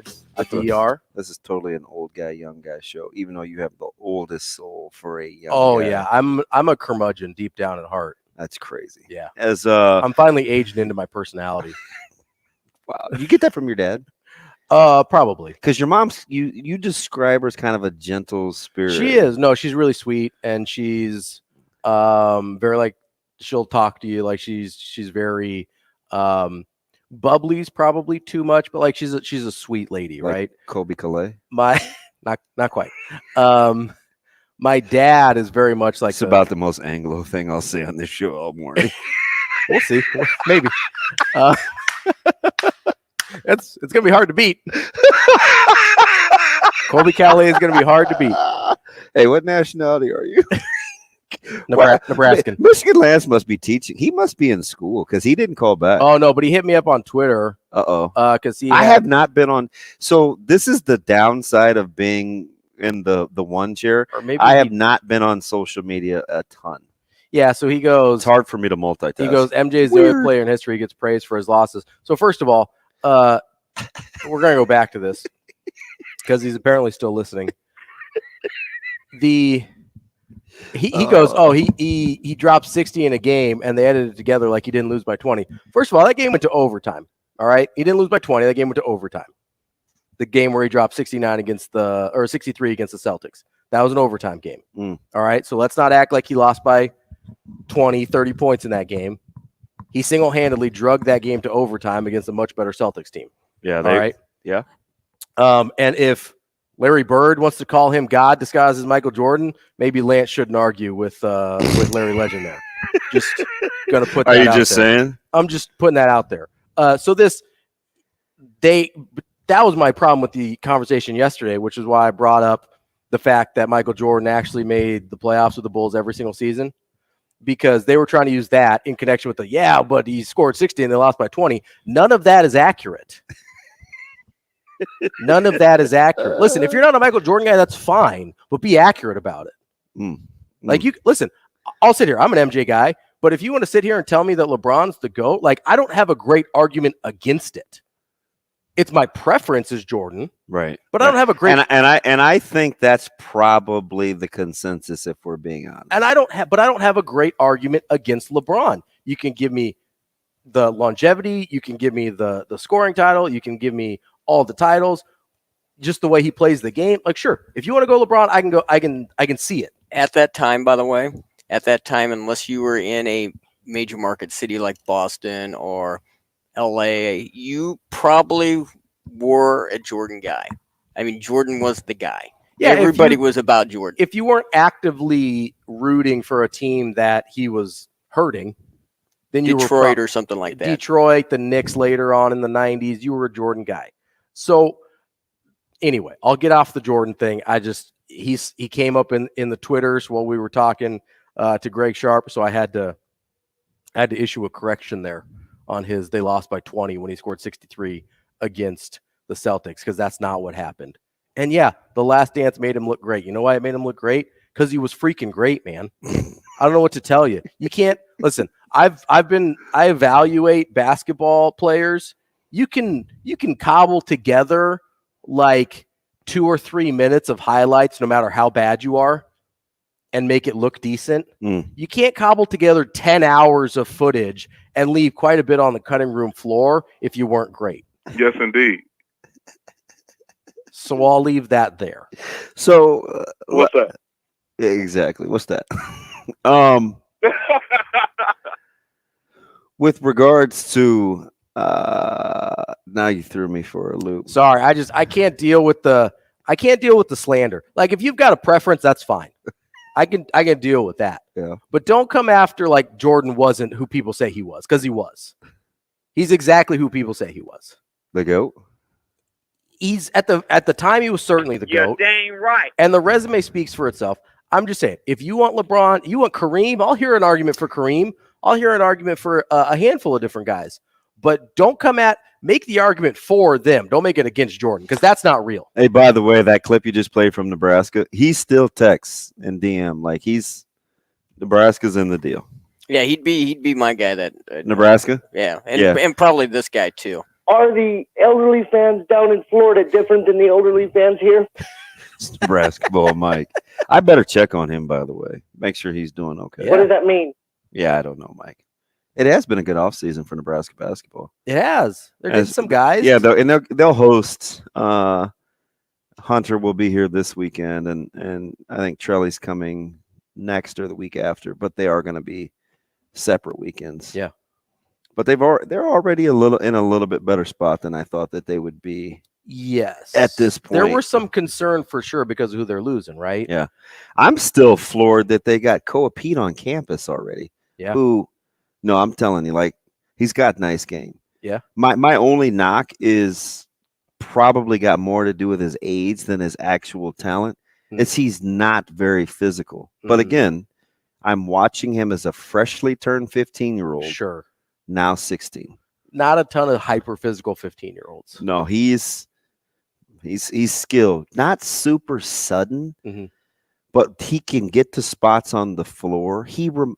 So I think the lazy comp out there is Banchero, but he's not 7. He's not 6'11". He's not 7 foot. Yeah, he's probably 6'8"ish. Do you know who he kind of? This is off. Okay. Off the beaten path, but how he can get to spots on the floor without being an elite level ball handler or having great change of direction is Paul George. Oh, okay. I thought you were going to go with a different Paul there. He reminds me a little bit because sometimes healthy Paul George gets to spots on the floor, and I'm like, he always looks like he's going to lose the basketball a little bit. Yeah, not a super tight handle. No, but he gets to those mid-range spots on the floor because he's kind of crafty. I thought you were going to give me either Paul Pierce or doesn't shoot it as well, right? But like same type of ability to get to the spot. A guy like that, right? Not great handle, not super quick laterally, not going to really blow by you. He's got a little Jabari Parker to him too. See, that's another one that I thought he's got a little Jabari Parker. Jabari Parker's kind of a dirty word because of how his NBA career went, but if you watch him at Duke, that's a pretty similar comp there. The other one that the guy that reminds me of that is like late stage Joe Johnson. Not getting by anybody. So Joe Johnson makes my top 10 for underappreciated great pure scores. Oh, 100%. Yeah. Who talks about Joe Johnson's getting buckets in his 40s? 100%. I mean, what was it, like 2 years ago during the COVID year where he was just signing with teams and you could give him the ball in the half court and he was going to get you a bucket? Yeah, he's getting 18. That dude will give you a bucket till the day he dies because it was never about elite athleticism for him or elite handle for him. It was just, I can use my body to get to the spot I need to get to. And then once I get to that spot, it's going in. Yeah, I think so too. So there's a handful of guys that comp kind of works for where you're like, man, it maybe doesn't look as, graceful or beautiful as some people would want it to. And that was actually one of the issues I had with Banchero before I really started watching him. I was like, it doesn't look quite right. Yeah. And he's a little awkward. And I don't think people appreciate the level of athlete he is because for of his how size. Yeah, especially because of how he gets to his spots. You're like, that's not super impressive, but he always gets to the spot. And then when you see him get vertical, you're like, oh, he's explosive. Yeah. But you don't necessarily realize it because of what it looks like most of the time. I don't know why I thought the Magic were going to be better. Partly it's because I have a strange affinity for Jalen Suggs. I do too. I really liked him. Battled health. I still think he's got a chance. Sure. I just don't know if he's ever going to shoot it at the level to take the next step. I just don't know. They can't keep that backcourt together. Like something has to Fultz give. and Suggs? Yeah. Yeah. I'm happy that Fultz is kind of putting together a career now because that was kind of a rough situation. But I don't know that that's a good match together. Hey, not to stay with NBA too long, but we've only got a couple of secs here anyway. How would you describe SGA's effectiveness with his change of pace? Ooh. Like how herky-jerky he is. Herky-jerky is the right word. It's awkward to guard because you don't know. Even guys that are good at change of pace that aren't as herky-jerky as he is, you can kind of predict how they're going to go. He's almost, I don't know if chaotic is too strong a word, but there's a certain level of haphazardness under control to his game that makes him really difficult to predict. Yeah, unlike the NHL, the NBA has a tendency to get a little chalky. Oh, yeah. Man, NHL, just ask the Bruins. It is now 3-3 on the series with the Panthers for the season. It's wild. 1-1 in the playoffs. See if we can win you some money with Brian Edwards up next. Rogers and Benning will be back in 4 minutes.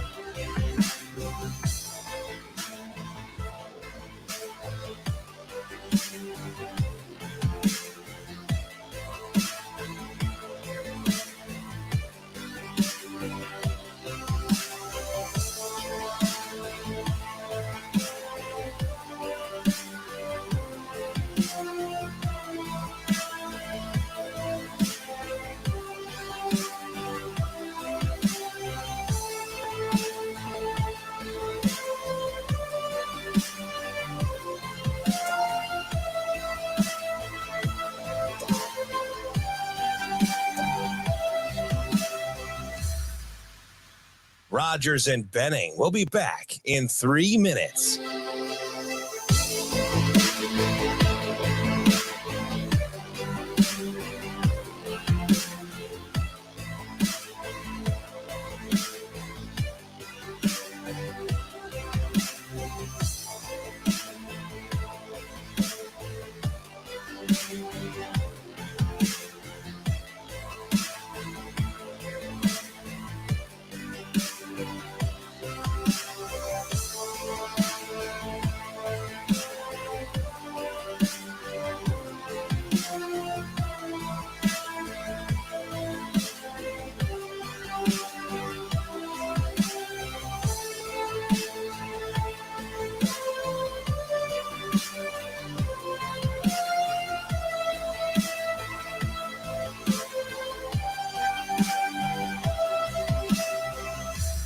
Rogers and Benning will be back in 2 minutes.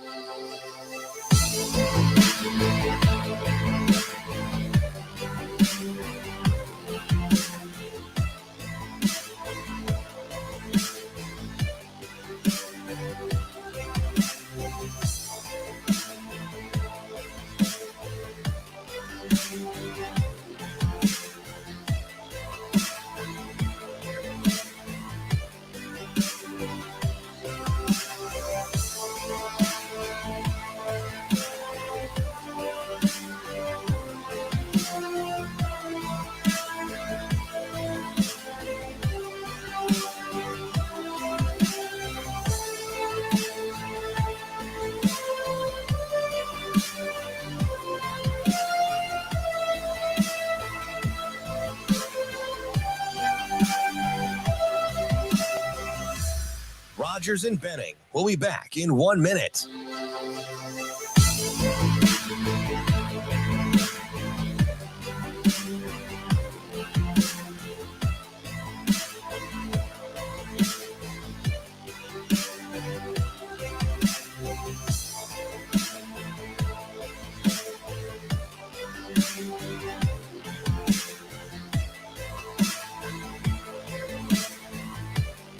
Rogers and Benning will be back in 30 seconds.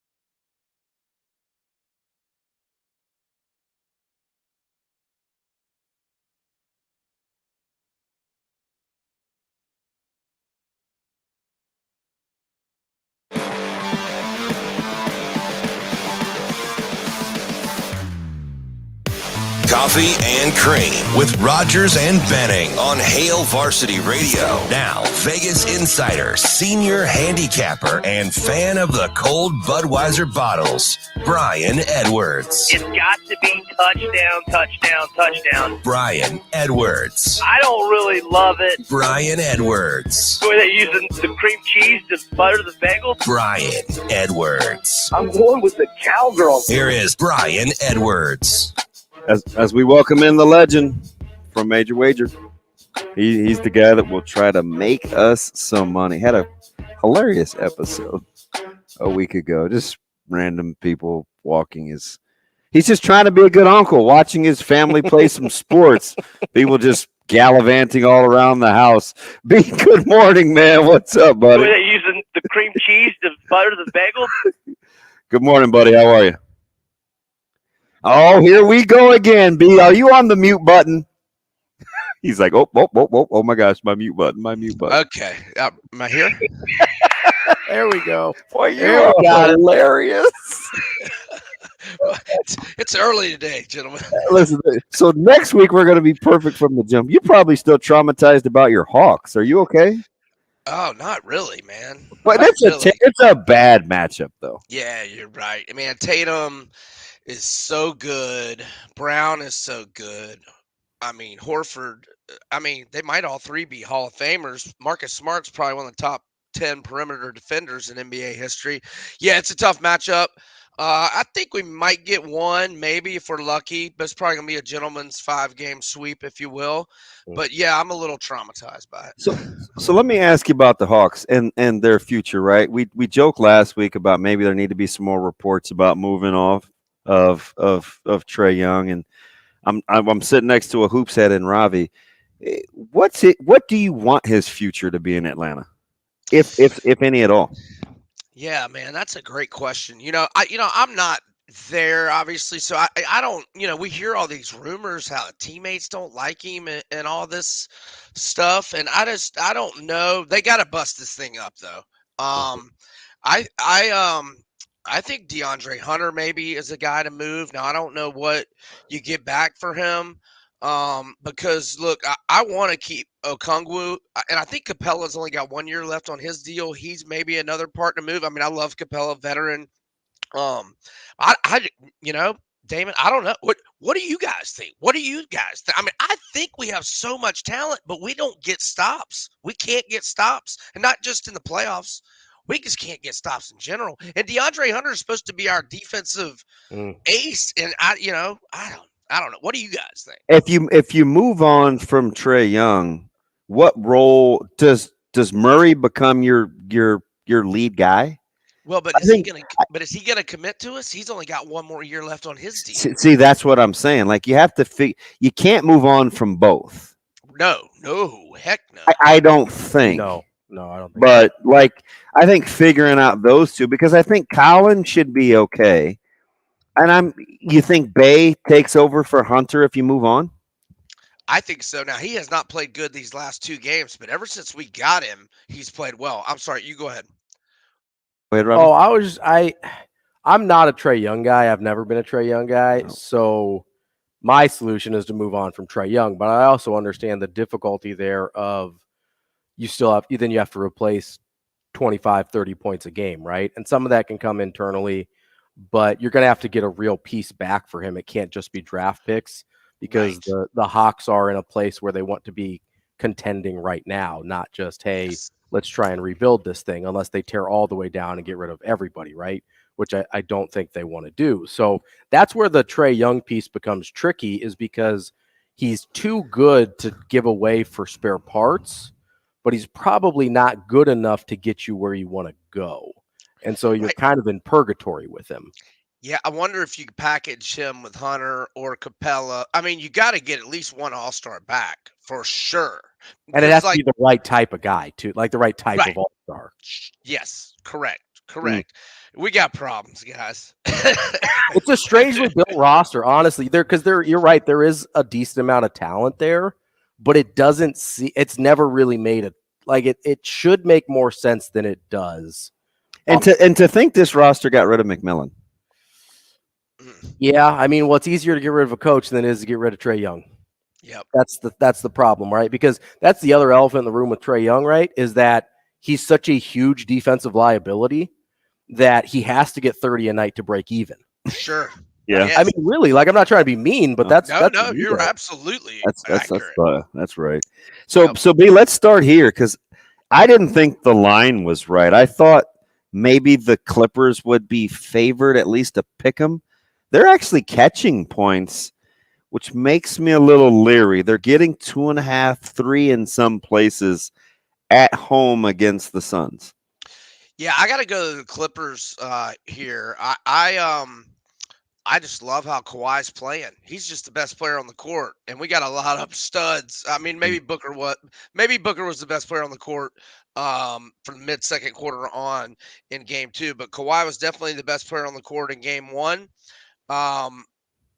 Booker caught fire, did what he does, and they were in desperation mode. But man, I like this matchup for the Clippers. And, Durant played well the other night, but these guys are still getting the feel for each other. And on the road tonight, I just got to go with the Clippers. I agree with you, Damon. I made the Clippers -1. And so I think it's going to be a nip and tuck down to the wire battle. Give me the 3 and the home team. B, I want to ask you about my Warriors here. Obviously, a very strange situation with the Draymond Green suspension. How do you weigh the lack of Draymond Green for Game 3 versus the Warriors' home and away splits where they head back to San Francisco, where they're obviously much better? Do those things cancel each other out right now? I've got it at -5.5. How do you evaluate all that's going on there? Man, I got to pass on this one because Draymond is so critical to their defense. And, they're just not that good of a defensive team without him. I think this suspension is complete nonsense. Me too. I mean, unbelievable. It reminds me of Robert Horry and Steve Nash in 2007 when he hip checked him when that game was over and Phoenix had grabbed back home court. And they were going to be going home, and Stoudemire took like a step and a half toward the situation. Didn't matter what he did. Then all the teammates grabbed it, and nothing happened. They suspend Stoudemire the next game, completely altered the course of those playoffs. And, hopefully Golden State wins tonight, and then whatever. We'll get on with it. But he already got ejected. I mean, it's a split-second thing. He gets his foot grabbed in midair. What the heck's he supposed to do, man? I know his histrionics afterward played a role, but this is nonsense. And when you have suspensions like this in the playoffs, why not make them for the regular season to start next year? Let's don't mess up the playoffs. That's my opinion. But anyway, I got to pass on this one. Let me ask you this real quick along those same lines. Do you think it sends a better message to the instigator or to the perpetrator with what happened to Draymond? I mean, the instigator can clearly get away with it. I mean, what Robert Horry did in 2007, I won them the series, and it was a cheap shot. So. Well, I mean, the funny thing about the whole it's not funny, it's kind of frustrating actually. And I'm not a Draymond guy, despite being a Warriors fan. I'm a Steph Clay guy all the way. I'm not either. I've wanted them to kind of trade Draymond because I think he's been a little washed, especially offensively, for a while now. But the thing about that is, so the NBA comes out with a statement of saying, oh, this is a history of this person, which is a dumb reason, first and foremost. But have they not been watching the series? Sabonis has been baiting him. That's what the entire series and been doing. Listen, just because you haven't ejected or suspended Sabonis doesn't mean he doesn't have a history as well, and it's more recent than Draymond's. So that was the really frustrating part. Is you mentioned what signal does it send, or DB does, and it obviously encourages them to keep doing this because they've had zero consequences and they get a free game without Draymond. Yeah, this is terrible. It's awful. If I'm a Warriors fan like you, I'm absolutely irate. And this nonsense about Sabonis being questionable tonight is an absolute joke. Oh, no. That's the bet I want to make tonight, gentlemen. Will Sabonis be in the starting lineup? And I'm all in. You know what? I'm not a conspiracy guy. It almost feels like the league was like, hey, since we're suspending him, you have to make Sabonis questionable, so it looks like there was a real problem here. Yeah, everybody's got their tinfoil hat on. Let me get you out of here on this, because the line, it seems light for a team that has made such easy work. I mean, the Nets lost in Game 1 by 20, and they shot 55%. That's kind of scary. Hard to do. But it's just 4.5 tonight. Back at Brooklyn. Doesn't seem right. It seems way too light. What do you like? Yeah, I mean, there's the chance that Philly just pulls a no-show and Brooklyn shoots. Yeah, it's more about the lack of trust of Philly, right? This line, probably. There is that chance, and it won't shock me. But I mean, Philly covers this 8 times out of 10, I think, and I'm gonna roll with Philly. I think they see what Boston's doing to my Hawks, and they're like, okay, we got it. If we're gonna get any rest at all, we definitely got to get a sweep. So let's don't mess around tonight. So I got to go Sixers. Fantastic stuff. You taking anything with Garcia and Tank? Man, I may text you and ask you. I don't know anything about it, brother. Yeah, I'm your guy. I appreciate you, B. All right, gentlemen, y'all have a great weekend. We'll see you. Thanks. That's the hilarious Brian Edwards. Coming up, we'll talk to Michael Bruntz from 24/7 Sports about a litany of things, because he's just that guy. That's why we call him Bruntsy. Back after this on Coffee and Cream. Rogers and Benning will be back in 4 minutes.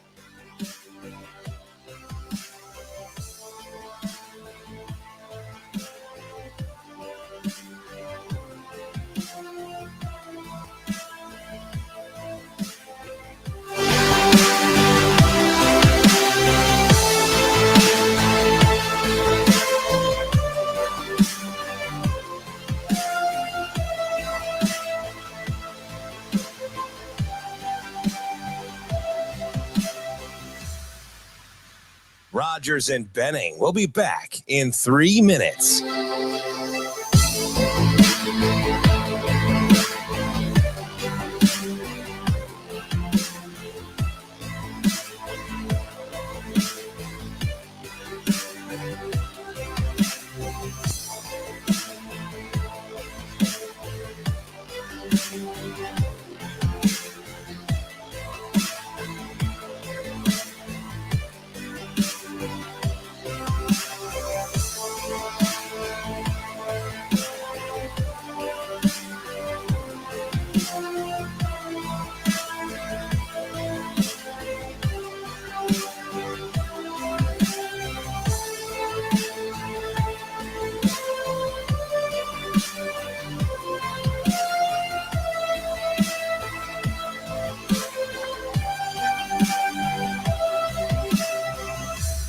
Rogers and Benning will be back in 2 minutes.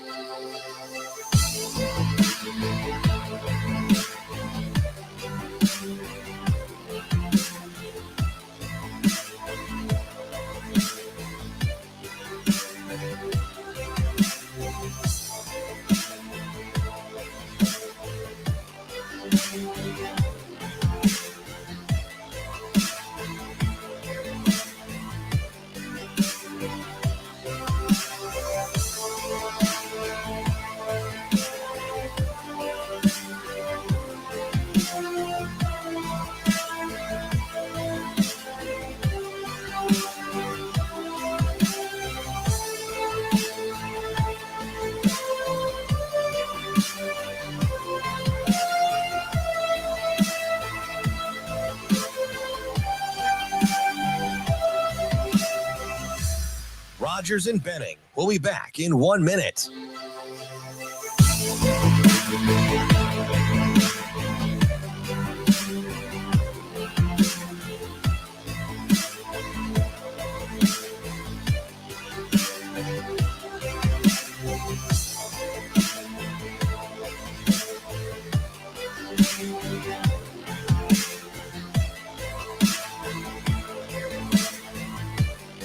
Rogers and Benning will be back in 30 seconds.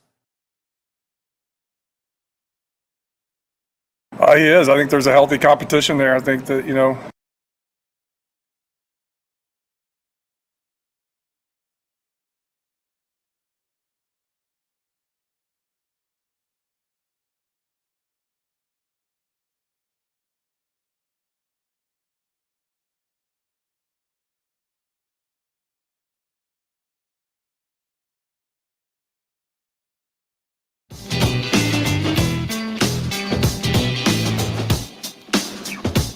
Coffee and Cream with Rogers and Benning on Hail Varsity Radio. He is. I think there's a healthy competition there. I think that, they both have their good days, but I think they're, the iron sharpens iron, and all the quarterbacks in the room are really pushing each other. Another iron sharpens iron reference. A lot of that. We don't have any problems with the staff sounding like each other and the players sounding like the staff. The messaging is on point. At least early on, as we welcome you back into our last hour with one of our favorites, a mutual friend. A little longer for you than for me, but he actually is good at his job. Because iron sharpens iron. The bigwig at 24/7 Sports, Michael Bruntz, joins us. Bruntsy, good morning. How are you?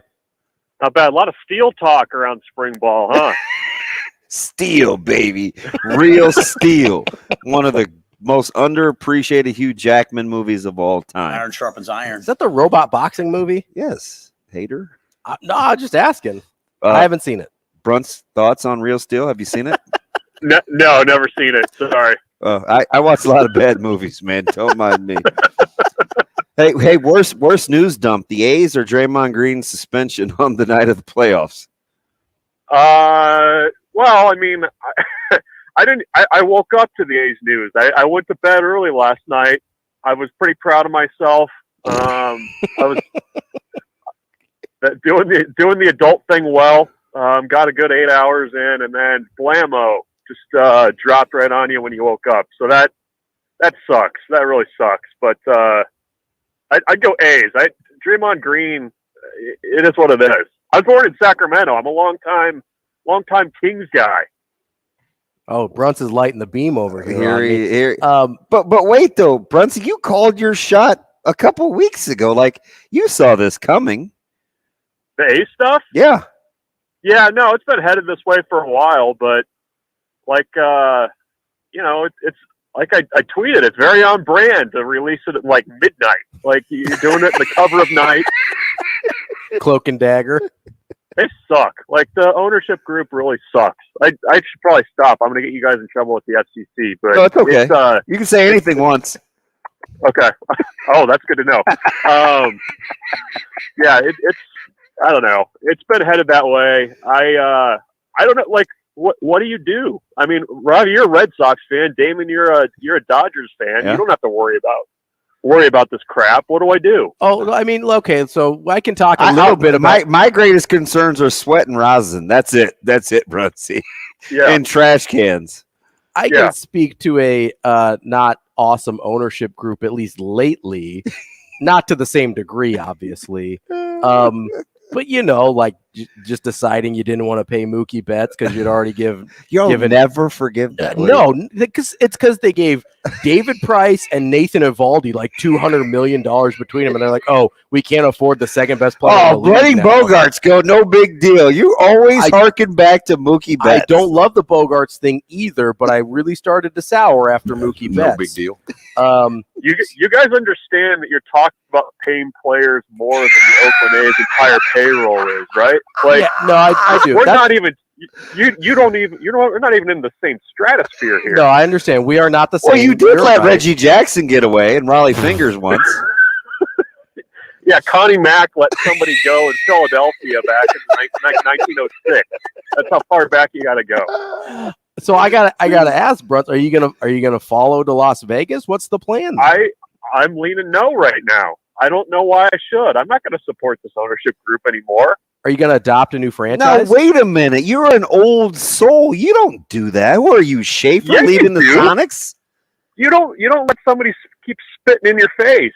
You don't do I that. like this. Sonics fans didn't go to Oklahoma City. There's not Expos fans that are tripping down to Washington D.C.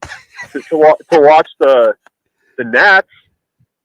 Okay. Do you have a leader in the clubhouse for your new franchise? I've got some options. I'm not ready for a top 5 list yet, but I'm getting the edit made. Who's doing your graphics work, man? I got a top 5. We got to get a Tipton edit for my guy Bruntz on his new baseball team. MS Paint. That's how we're doing it. This dude cracks.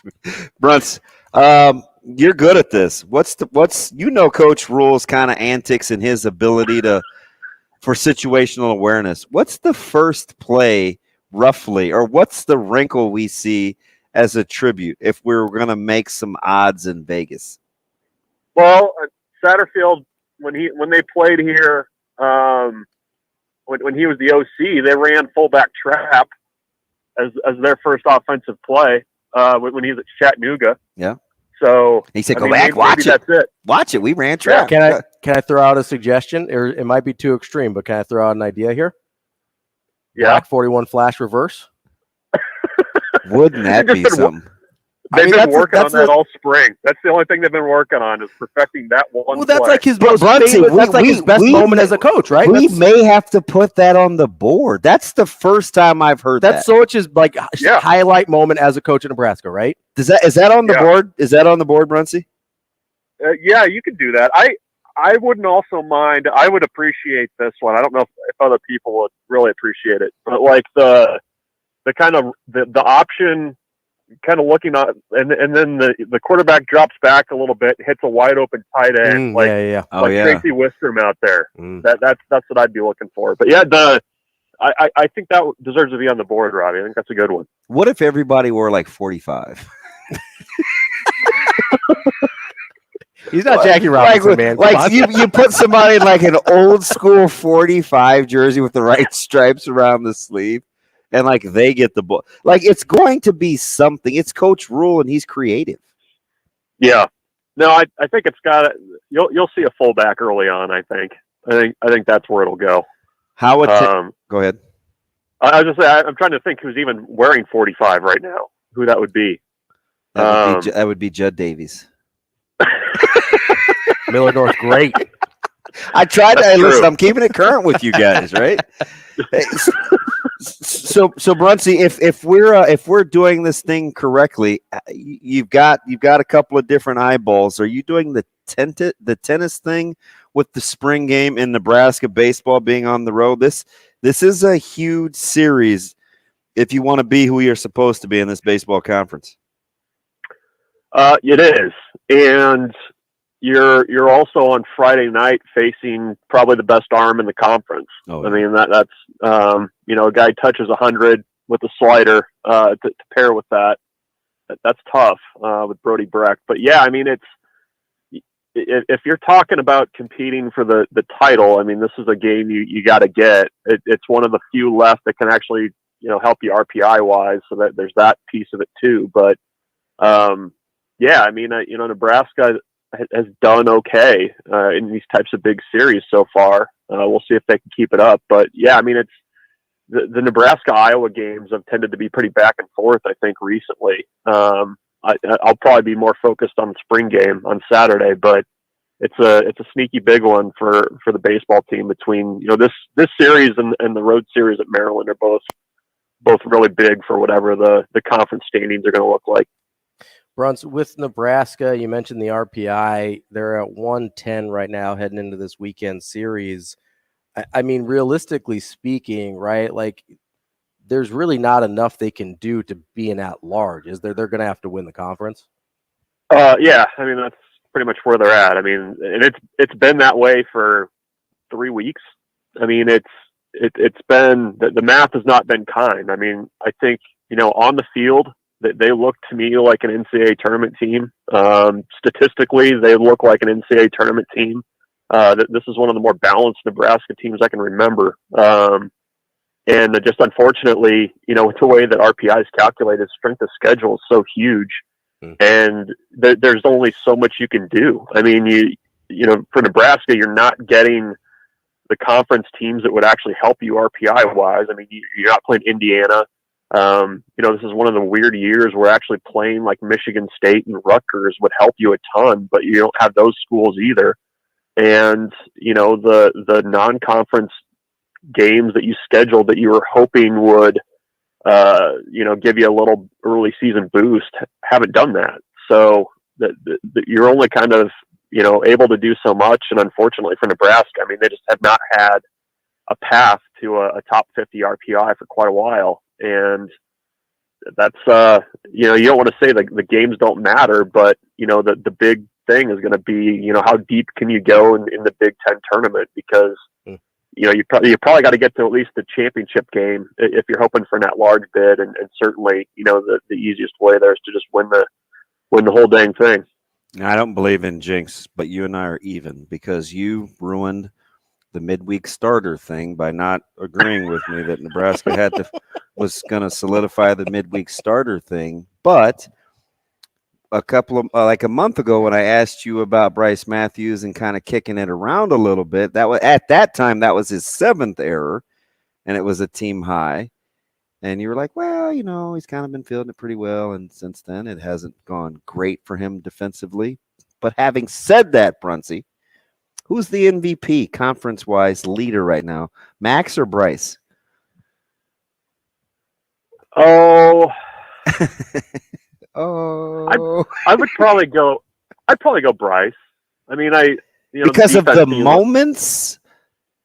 Do the moments outweigh the consistency, or what? Where are we at? No, I mean, I think that Bryce's numbers are a little bit more impressive to me, because you throw out the defense, because I mean that's obviously a known thing, but I mean you've got a leadoff guy whose on base percentage is right around 500. You've got a guy that's stolen 15 bases. He's hitting home runs. He's hitting for average, and been clutch. Certainly the moments don't hurt, but I mean, I think too, from just a leadership point of view, I think Bryce matters a little bit more than Max does in that vein. I mean, with Max, exactly what you're getting. You're getting consistency. He's hit from the day he walked on campus. He probably has been hitting since the day he started walking. But you know what you're going to get with him, and that's fine. But I think that Bryce has a little bit of attitude, a little bit of swagger, and I think this is a team that kind of could use that. I mean, I think it's a lot of guys on this roster who are more lead by example type guys. They're not really vocal. The guys that just offhand I can think of are like Kyle Perry and Jake Buns are probably the two most vocal guys, but I think Bryce has kind of grown into that. So I would lean, just in terms of what they mean for Nebraska's roster, more towards Bryce a little bit than Max. But I mean, you're talking about two guys that are hitting over 400. You're really kind of parsing things there. But I would go Bryce. Yeah, a couple guys hitting 400 with 1,300 OPSs as well. 4 digits. Yeah. That's pretty good. Like easy 4 digits. We're not talking about like 1001. Like we're well into the 4 digits there. You don't want to bring it up. You don't want to bring it up, but like they're getting into like Gordon type numbers. Yep. Like if you compare, where they're at now compared to where he was his sophomore and junior season, and the bats are a little different now too. Well, and the ball's different. I mean, it's a completely different game. Yeah. So yeah, I mean, but you kind of whisper that, but that's kind of where they're at in numbers wise. Hey, don't tell that to Ken Harvey. Wow, how about that last season? Hey, Bruntzy, let me ask you this though, because Kendall Rogers, we talked to him yesterday, and he said something interesting. When you look at where the Big Ten baseball conference is now, when Nebraska first got there, would you say, oh yeah, it's in a much better place baseball wise than it was 11 years ago? Because that's the case that Kendall Rogers made yesterday in terms of depth. Oh yeah, like it's not even close. I mean, the first year that Nebraska was in the league,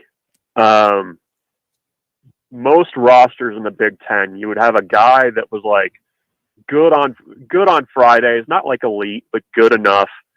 The rest of the weekend, you were it was a crapshoot. You'd have maybe one good arm in the bullpen, and the depth of talent is better. Since that time, I mean, people enjoy dumping on the Big Ten for not kicking money into baseball. But if you look around the conference, a lot of stadiums have been upgraded and built since then, and I think that matters. I think the coaches. They've hired good young coaches around the league too. I mean, I think there's still, from an administrative point of view, a lot that can be done with promoting the game within the conference. But I think, the teams are better overall. I think there's a few more elite teams. I mean, and if you look at NCAA tournament bids over the last 6-7 years, the Big Ten is actually pretty on par with the Pac-12. For what they've done NCAA tournament berth-wise. So it's gotten better. I mean, there's no doubt in my mind about that. And, I think, it's just a matter of how do you overcome as a league, the RPI stuff. I mean, you're kind of you have to play midweeks against teams that are close to you. That's limiting, but I think the play on the field, I think, has gotten a lot better since Nebraska joined the league. Was it 11, 12 years ago? Yeah. Bruntz, want to switch gears with you here and go to the spring game. Yeah, remember, he's on a clock. He's got other things to do at 9:20. Yeah, he's too busy for us. Hey, are you just like rolling your eyes at me right now? You're like, he's such a child. Oh, wow, he's too busy. That I have to say that tone is the first for me on radio appearance. Hey, you never know what I'm capable of, Bruntz. I am a 7-year-old. You gonna cry? Cry, baby, cry, baby. All right, 9:20 it is. Go, Ravi, hurry. We're on a clock. I'll say we've got 3.5 minutes here to get spring game takes out of Bruntz. Just a couple of either. You only get me for a little while. Make the most of it. Our passion burns brightly, but not for long. Wow. A couple of either guys or things. What are you looking for as you're watching the spring game tomorrow? I know you can't always take a ton from an exhibition like this, a scrimmage like this, but what are a couple things that you're looking at specifically that you think are going to be worth paying attention to?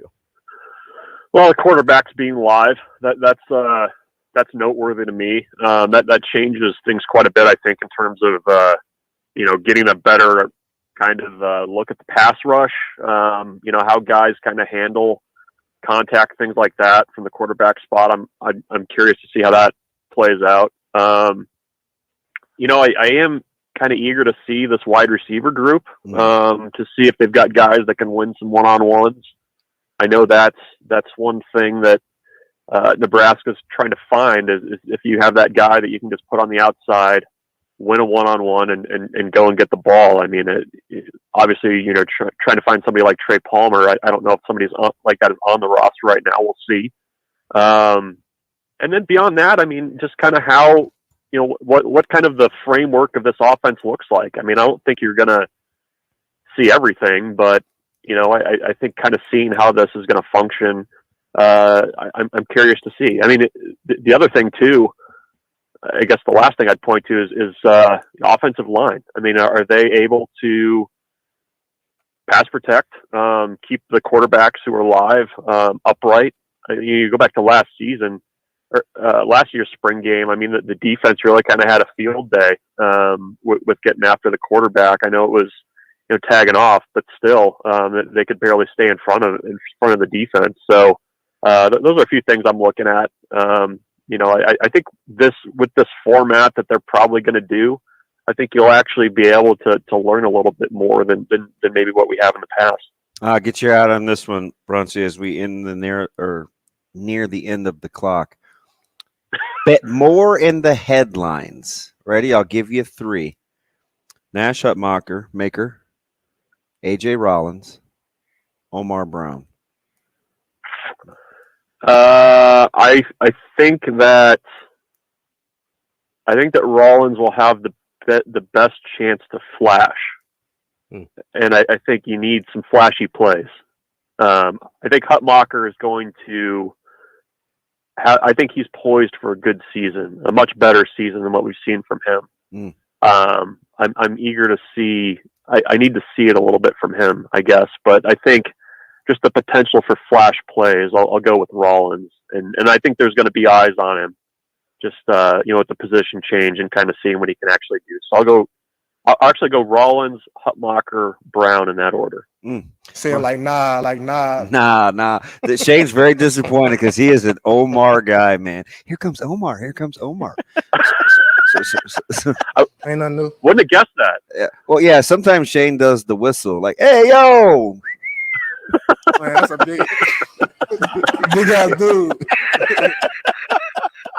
Oh, Bruntz, you never disappoint, man. Looking forward to seeing you on Saturday, buddy. Sounds good to see you out there. Thanks, guys. Thanks. It's Michael Bruntz from 24/7. Shane, props to me. We got him out here on time. He doesn't have to, be upset with me and say, a bunch of bad things that I don't understand how the clock works, because when you kind of grow up a little bit, was I childish by saying No, I don't think so. Yeah, I got to get out here at 9:20. We're having some good natured fun with our guy. Yeah, well, Say it again, my bad. You do love some. This dude loves Omar Brown. Thank you. Shane, what was it about Omar that you liked so much? He's got personality. I could see him being the guy that they run up there after the game. I mean, he's the guy. Yeah, because he's got personality. He can talk. He can describe what's going on. I mean, and he's somebody that you can gravitate towards. Tell you what, too, no matter what jersey number he gets, if he's 0 through 9 or he goes back to his old school number, you have a chance to get to Alumni Hall. Husker fans, if you want merch, some gear, the ultimate Husker shopping experience is at Alumni Hall. Adidas, Champion, Columbia, plus gifts, accessories, all your tailgating needs. Plus, veterans, 10% off. Ooh, there we go. That's Alumni Hall. So, Shane, you can get your Omar Brown jersey. Would you wear it? Would you get extra small? Because I think Alumni Hall could hook you up because they have kids gear. So you got to visit alumnihall.com. Could you see me wearing a jersey? No. Yes. Single digit. I mean, single digits. So that's probably more my style than than in the 30s or something. You're not wearing like a 99. You're a little tacky, so I could see you wearing a jersey, probably tucking it in. Probably not like a 99. Tucking it in. With Are you jeans. not an adults wearing jersey guy? Listen, I don't want to die on that hill, but yes, you don't love it. I don't love it, right? Like I don't love it. But is it just football jerseys or all jerseys? Dude, if you come out here in like a Vince Carter 15 Raptors jersey, I'm gonna make fun of you. Okay, I mean, are you rocking like Sharif Abdul-Rahim or like with Damon Stoudemire? Like, what are we doing? I picked all Canadian teams too. That was Vancouver and Toronto. My bad. See, what if I showed up tomorrow rocking an MJ jersey? MJ? Mm-hmm. Well, Ravi would love you. Michigan Lance would hate you. That's true. He would. You're not here for the MJ slander. I'm not at all. No, because it's disingenuous is what it is. That's one of my favorite words. Because although I usually typically say disingenuous. Yeah, I think because usually it's in the act of doing it. Yeah. But what's that? I think I chose the wrong form there. Dude, but how many cut-ups of Lance do you have, weirdo? A lot. Yes, indeed. I have a lot, and a lot of them didn't even make it over. They just disappeared. Did they? Just into the ether? I think Lance took them with him when he went to Florida. like a la peanut butter sandwiches. Coming up, we got a little bit of an open segment. There are some things you want to get to. Yeah. And we've got our 6-pack. Some of the questions in there are thought-provoking. One is a little personal to you. Ooh, to me? Yeah. All right. I'll be curious to get your thoughts. Okay. THOUGHTS. Not to be confused with. Well, because Shane's on some other stuff this week. I'm not trying to encourage him about his thoughts. I'm on Ice Blondes. Yeah, that's a thought, not a thought. All right, how's that for enunciation? Back after this, I think, on Coffee and Cream in the morning.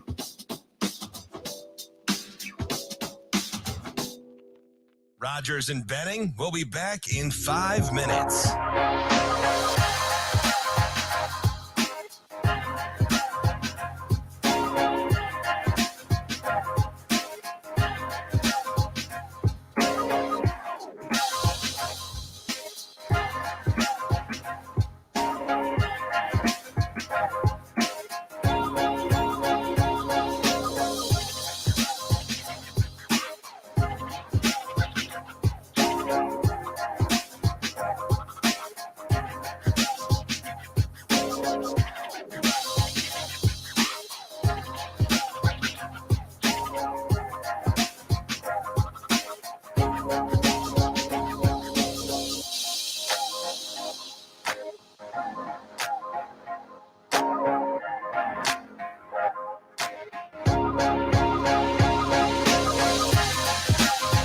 Rogers and Benning will be back in 4 minutes.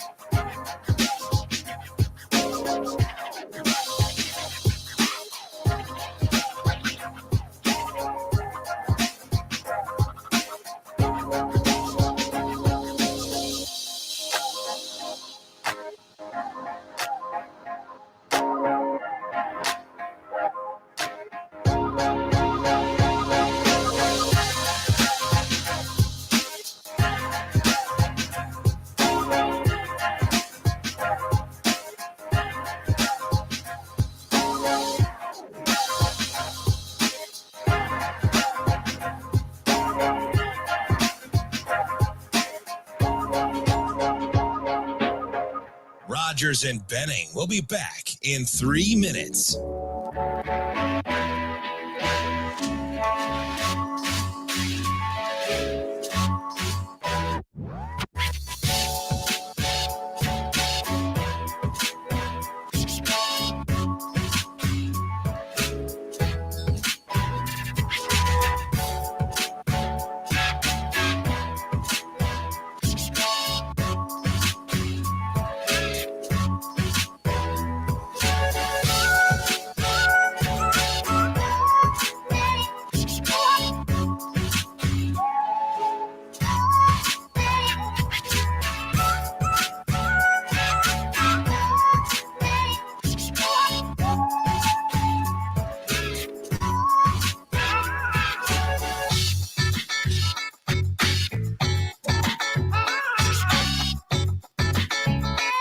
Rogers and Benning will be back in 2 minutes.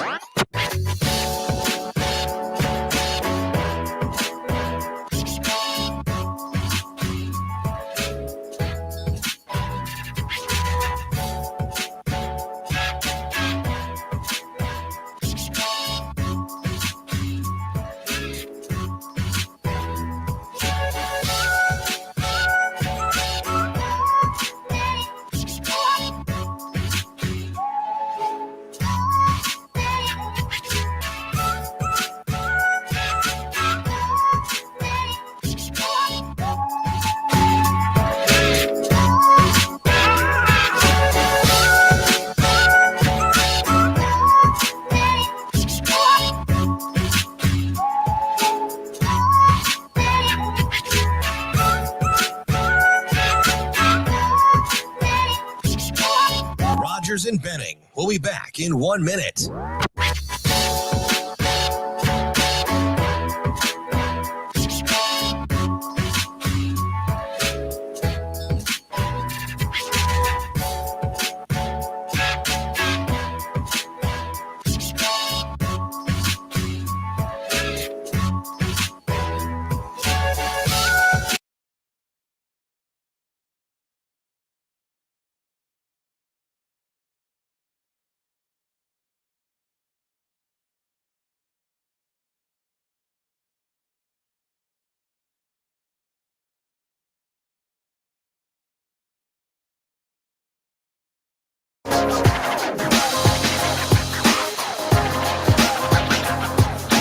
Coffee and Cream with Rogers and Benning on Hail Varsity Radio.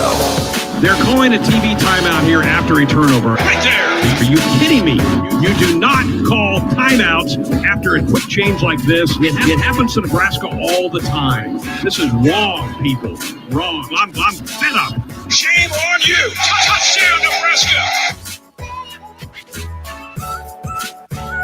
I tried to tell my man, Ravi with a couple of L's in his last name. He's funnier than people think. Sharpe, yeah. Yeah. I was pleasantly surprised. I'd never talked to him before, He's a good dude. so that was my first time talking to Greg. So that was fun. He's low key funny. That Kansas story was, and honestly, like I forgot all about that. The game, or that he called it. That he That was his like first. Yeah, It's because he got the tail end. Yeah, which is funny because sometimes that's how you get opportunities, right? Do you know before he left K-State, they were averaging 10 wins a year during his broadcast? Really? I think 96 to 02. That was a good run for K-State. They had a nice little run there. Yeah, I think he was calling games like 10 wins a season. 02, that'd have been what, early Darren Sproles? C. L. Roberson? Yeah. Very good. Well, that's in your wheelhouse, though. Yeah. I was in high school. High school, right? Watching a ton of college football. Really? Oh, yeah. I've always been a huge sports nerd. So I would get in. I mean, it started in middle school where I just started watching everything. Were you a Kiewit? Russell? Was Russell around then? North Middle. Oh, okay. Yeah. Oh, so you're off the bullet. You're off that's off Center Street, right? 138? Yes. Yeah. Center. Right under the viaduct. I've watched a couple of basketball games there from Maya. Oh, yeah. No, it's brutal place to get into and out of. Yeah, terrible. The traffic in and out of there is terrible. Yeah, sketch. And it's got a all schools are bad. That one's not particularly bad because you've got this weird split into a neighborhood. Like right before you get there, it's terrible. Yeah, no bueno. It's a terrible setup. I'm afraid to take this call because it says iced blondes. Yeah. Why wouldn't you take that? Is this just a call for you, Shane? Like, is this you supposed to take this off air? I did take it off air. Yeah, knowing you probably did, weirdo. Let's go to my man Brian. B, what's up, buddy? Hey, don't run from me. Don't run from me. Huh? Don't run from me. I know I wasn't calmed down yesterday. You know. No, you were gassed up over Draymond Green, and you're talking to a Golden State fan in Ravi. Yeah. I'm not even a Golden State fan. I like, Steph because he's worked. I like people who work on the game and develop the game. I don't like people who stay like Dwight Howard their whole career. All I can do is dunk. That dude can't even get a job. He's killing it in China. Him or Boogie. Hey, he can holler at Vin Baker. I know Starbucks got open positions. Wow. It's okay. It's okay. I heard you. I had you talking about your favorite player, MJ. I'm glad to know that you like Magic Johnson. I like to hear that. I like to. Hey, B. So he missed your meltdown yesterday, but I think Ravi's actually with you on the double standard. My thing was there was a radio announcer came on the radio and gave the sequence of events of what happened out of order. Without watching, I came to them and I said, people are listening to you. He doesn't really understand what I'm saying. There's people that go out here in this world and will go harm other people because they hear other people's statements and they take it to heart. So that's what I was trying to point out to him. Man, you need to be held accountable. I don't care if you're in the media. All right? Why are we just holding a man who makes a bunch of money, responsible for his actions, but we don't hold the rest of society responsible for their actions? And I think that's a big problem in this world because nobody wants to accept responsibility. What both Lee said? Which one he said? Point the finger, baby. So your thing was people having NBA takes without watching the NBA. No, you don't point the finger. You point the That's fair. That's fair. He just made it seem like Draymond had the incident right off the bat. They just said, you're out the game. And after he got kicked out the game on his way out, he just stepped to all the fans himself. Nobody noticed how all the Golden State Warrior fans were behind that bench. And there were only 2 Sacramento King fans that came over there. To me, they went out of their way to get in his face to give him grief. So what's the problem with him turning around saying, yeah, he's just not backing down from you. He's just not backing down. Are you validating Shane and his ice blondes, or do you like Ravi's coffee? Yeah, but that's what I'm about to say. What's up with them? Y'all having ice blonde moments? Do ice blondes have more fun, or what? I don't know. That's what I want to know. I don't know what Shane is on, B, and I appreciate the call, but Shane has been on something all week. Brian, I was talking about my coffee. It's called an ice blonde latte.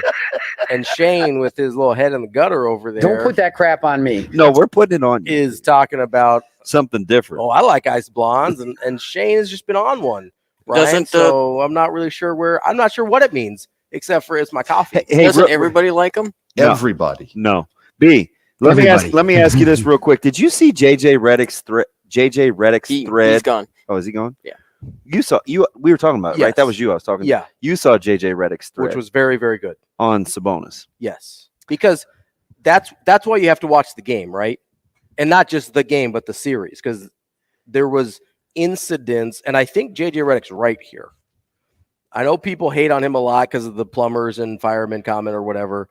I like JJ. I think he's really, really smart. Me too. And I think he has a really good perspective on things. And you can tell he watches the games, right? Because he took out clips from the first 2 games. There's about a half dozen of them where Sacramento is intentionally trying to set Draymond off. And listen, if that's your strategy, whatever.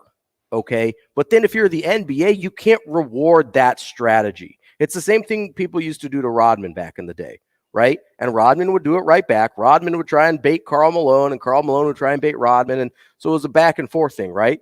But what they were, and it's not just Draymond, they were doing it to all of the Warriors where they're running into guys when they're out of bounds. Sabonis is falling down, bringing people down with him and holding on to them.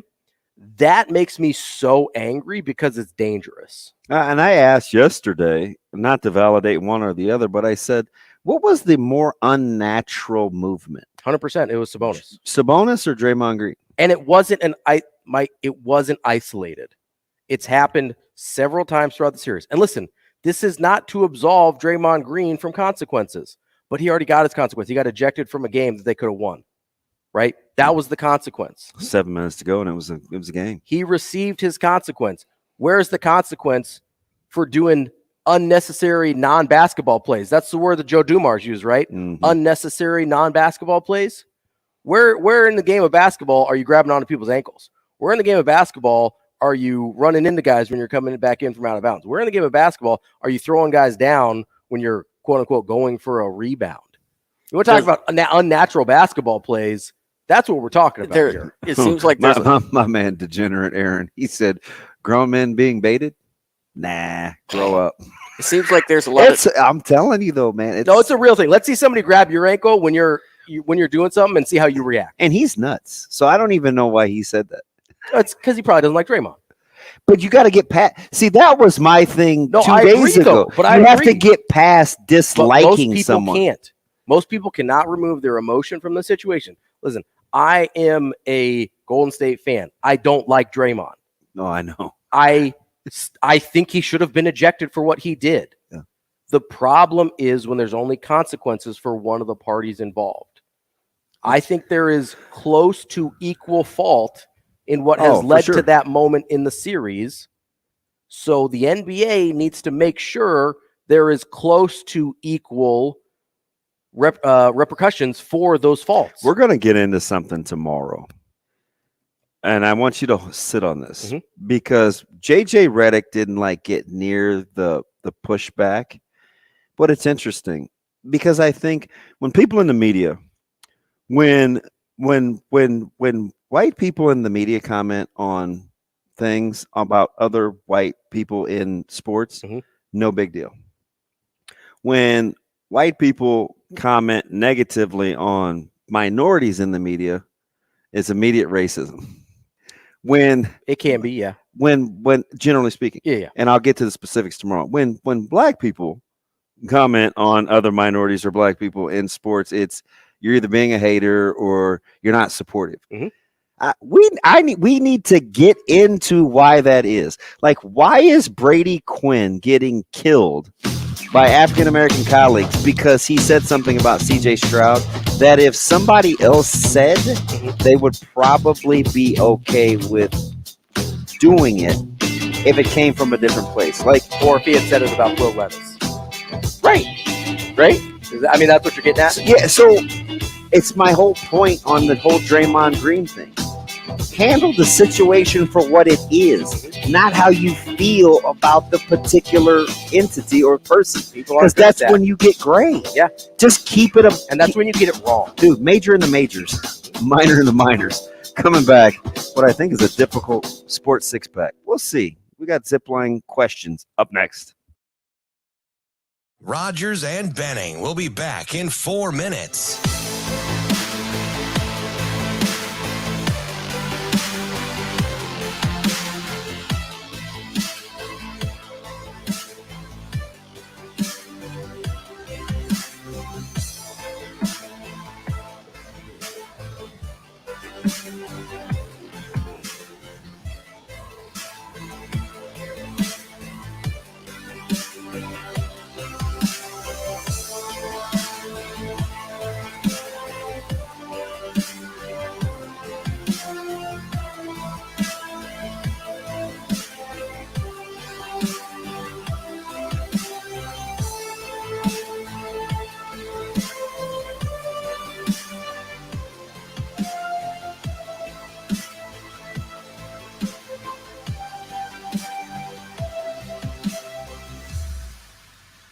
Rogers and Benning will be back in 3 minutes.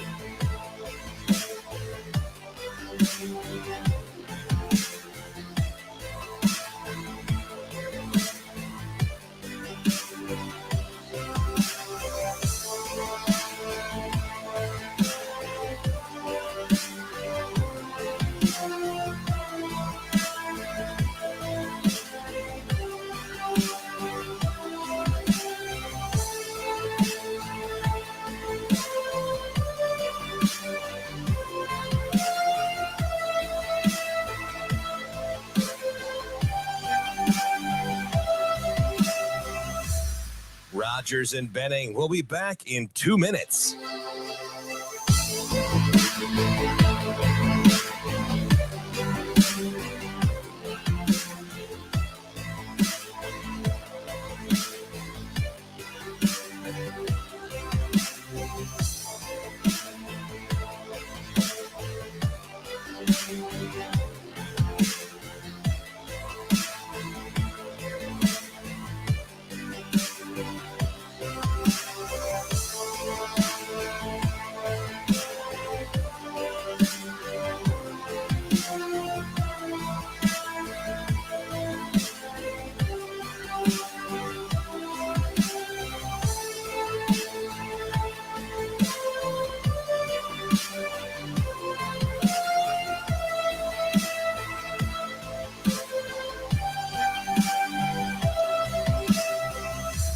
Rogers and Benning will be back in 1 minute.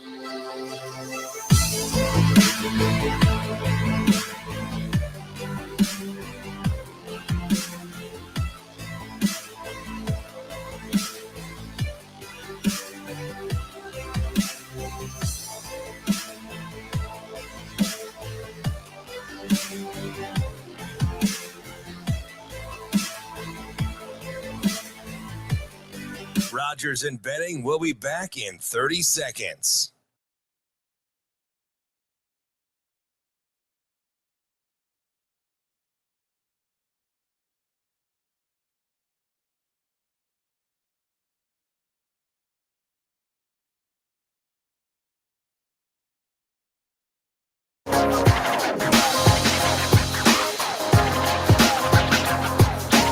Coffee and Cream with Rogers and Benning on Hail Varsity Radio. Time now for the Sports Six-Pack on Coffee and Cream with Andrew Rogers and Damon Benning. Presented by Zipline Brewing Company, makers of Dear Old Nebraska Brew, the official beer of Nebraska alumni.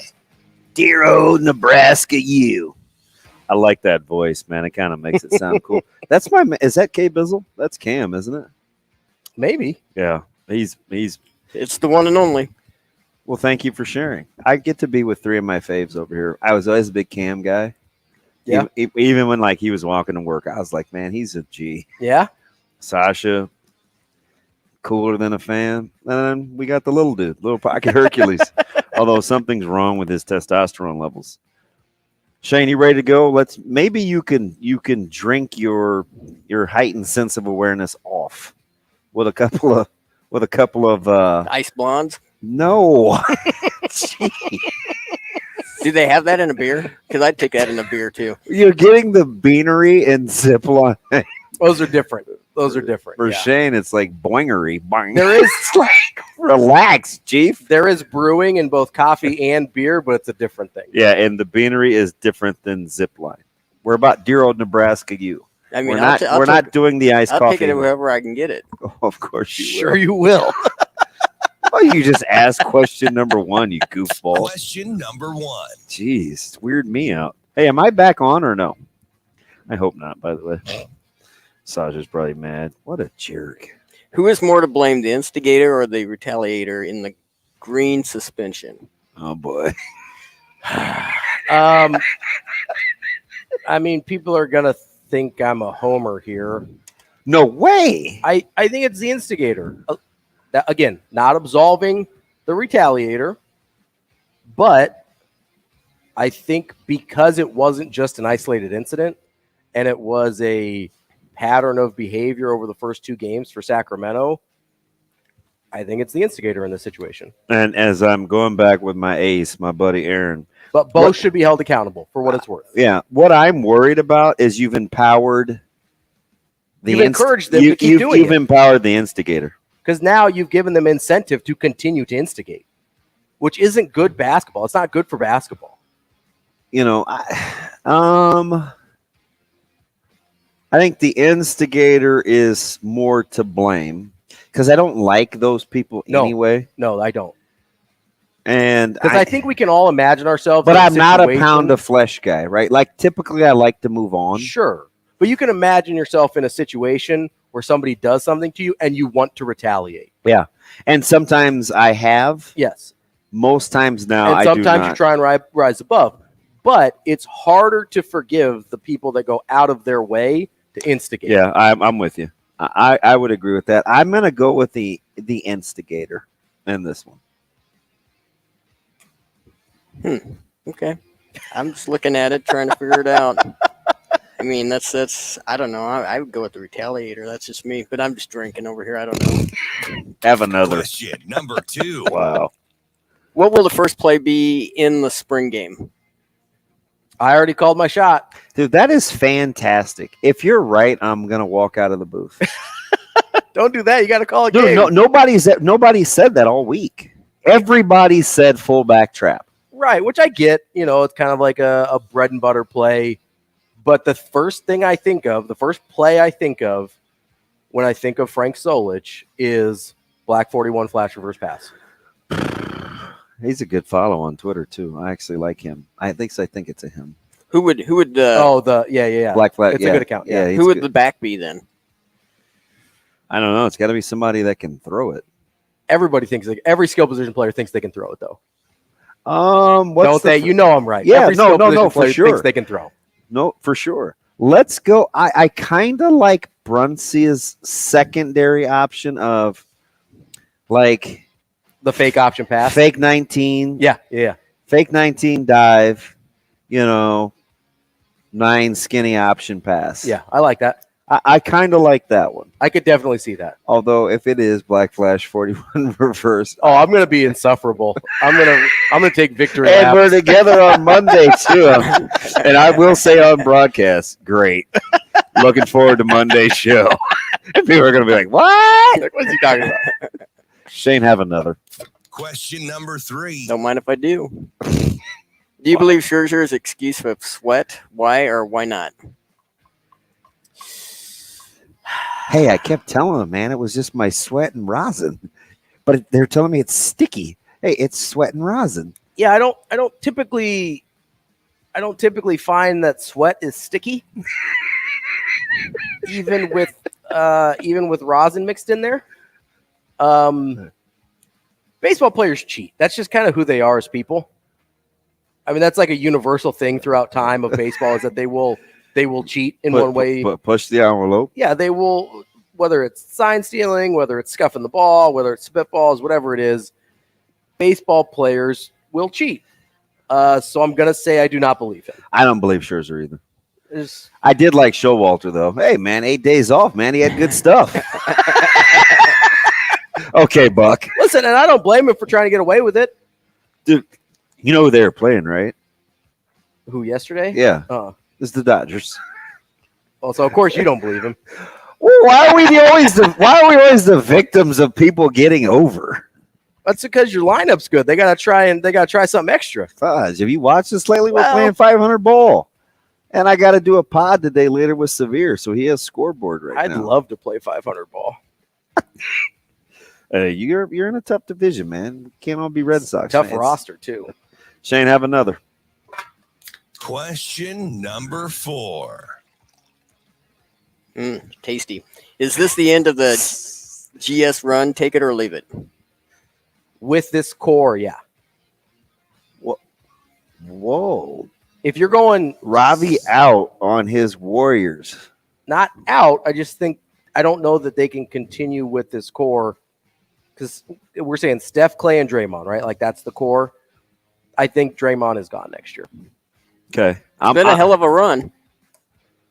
Water. So honestly, your Nebraska brew is wet, Shane. I thought they should have made a move last year in the offseason when they could have sold high on Poole, because I've never thought he's better. Dude, where has he been? He's better than I thought he was going to be. I've never thought. Dude, he's straight milk carton right now. I've never thought he was the guy that he looked like at times last year. He hadn't been right since he got socked in the face. If you could have sold high. Draymond did that too. I know, which is why if he doesn't pick up his player option, which I don't think he will, because someone will give him long-term money. I don't think they're not going to re-sign Draymond. So obviously it's gone there. I think they should have sold high on Poole last year. I would have liked them to, rather than try and fuse together a current core and a future core with like Kuminga, Poole, Moody, and at the time Weissman, I wish they would have just gone all in on Steph is the dude. Get Steph as many championships as we can. We'll figure out the rest when he retires. And they didn't do that. And yeah, they got one last year anyway, but they probably could have gotten another one if they had gone all in. If they get past Sacramento under this duress, will it change your mind? No. Listen, I've watched this team all year. This is not a championship team. They haven't been a championship team all year. They haven't been. So if the criteria is with the big three, I will unfortunately agree with Ravi. Yeah, I don't love it because all three won't be back. Supposed to get along, but that's fine. I mean, it makes sense. When we're both right, it's hard to disagree. And fiscally, I just don't think they want to keep paying the league. Not for Draymond, because he's going to get a huge number this year. Yeah, somebody will pay for him. Even though they're 7 points better almost offensively and defensively with him on the floor. Yeah. So he does have value. No, 100% he has value, but he doesn't have $30 million into his late 30s value.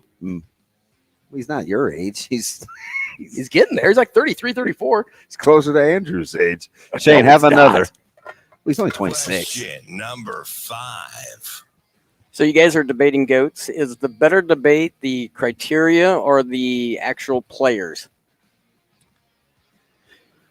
The criteria of what makes a GOAT? Or the actual players? I think with Jordan and LeBron, the criteria is important. No, it matters, but that's not a good debate. The criteria isn't? No, because you know the only time when you get into criteria is when people are losing, and so they start laying out. All things being equal. And so they start laying out, well, this is what I'm talking about. When they start losing the argument. That's when criteria come into play. If you want to start off with criteria, I'm all for it. But no one ever does that. No one says like, hey, here are the parameters I'm judging this by. When you're having the GOAT conversation, it's always, hey, my guy's this, my guy's this, my guy's this. And it's like, well, no. I'm talking about these criteria. So let me give you a for instance. Okay. So what if I say, championships, winning percentage, and, value to the franchise? That's fine. If you want to start off the conversation, top of the conversation with criteria, I'm good with it. But that's generally not how it goes. But if I say that, is that good? And I just picked those 3 off the top of my head. As long as we agree on what the criteria are, I don't care what they are. As long as they're not off the wall weirdo stuff. But if you give like reasonable criteria, then I'm okay debating just about whatever. I'll actually take the criteria now that I think about it. And question number 6, who has right? Yeah, that's fair. Who has had the better offseason so far, Creighton or Nebraska? That's tough. I don't think it's that tough. So far? What? It's definitely Creighton. What? Have you taken the homework glasses off? Or? No, listen. Okay. Look, he killed the music for this. Listen, what was a possibility for Creighton this year that they lost basically everyone in the starting lineup? That was on the table. Kinda. I don't think anybody thought Kalk was leaving. Maybe, but he's probably currently got the best draft stock. Not above Alexander. They're really close if you look at board. I don't think either one of them are going. I don't either. Top 50. I don't either. They're both late second round free agent guys. But there was something on the table that they lose everybody or 4 out of the 5 starters. They've lost 1 starter. They've replaced him with a guy that's a good point guard already. That's a really good offseason. And they add Isaac Trout. That's a really good offseason for Creighton. I'm actually going to take the alma mater. Shocker. Oh, Nebraska. I'm shocked. Back tomorrow for more. Special thanks to Ravi, Lulla. Back on Coffee and Cream tomorrow.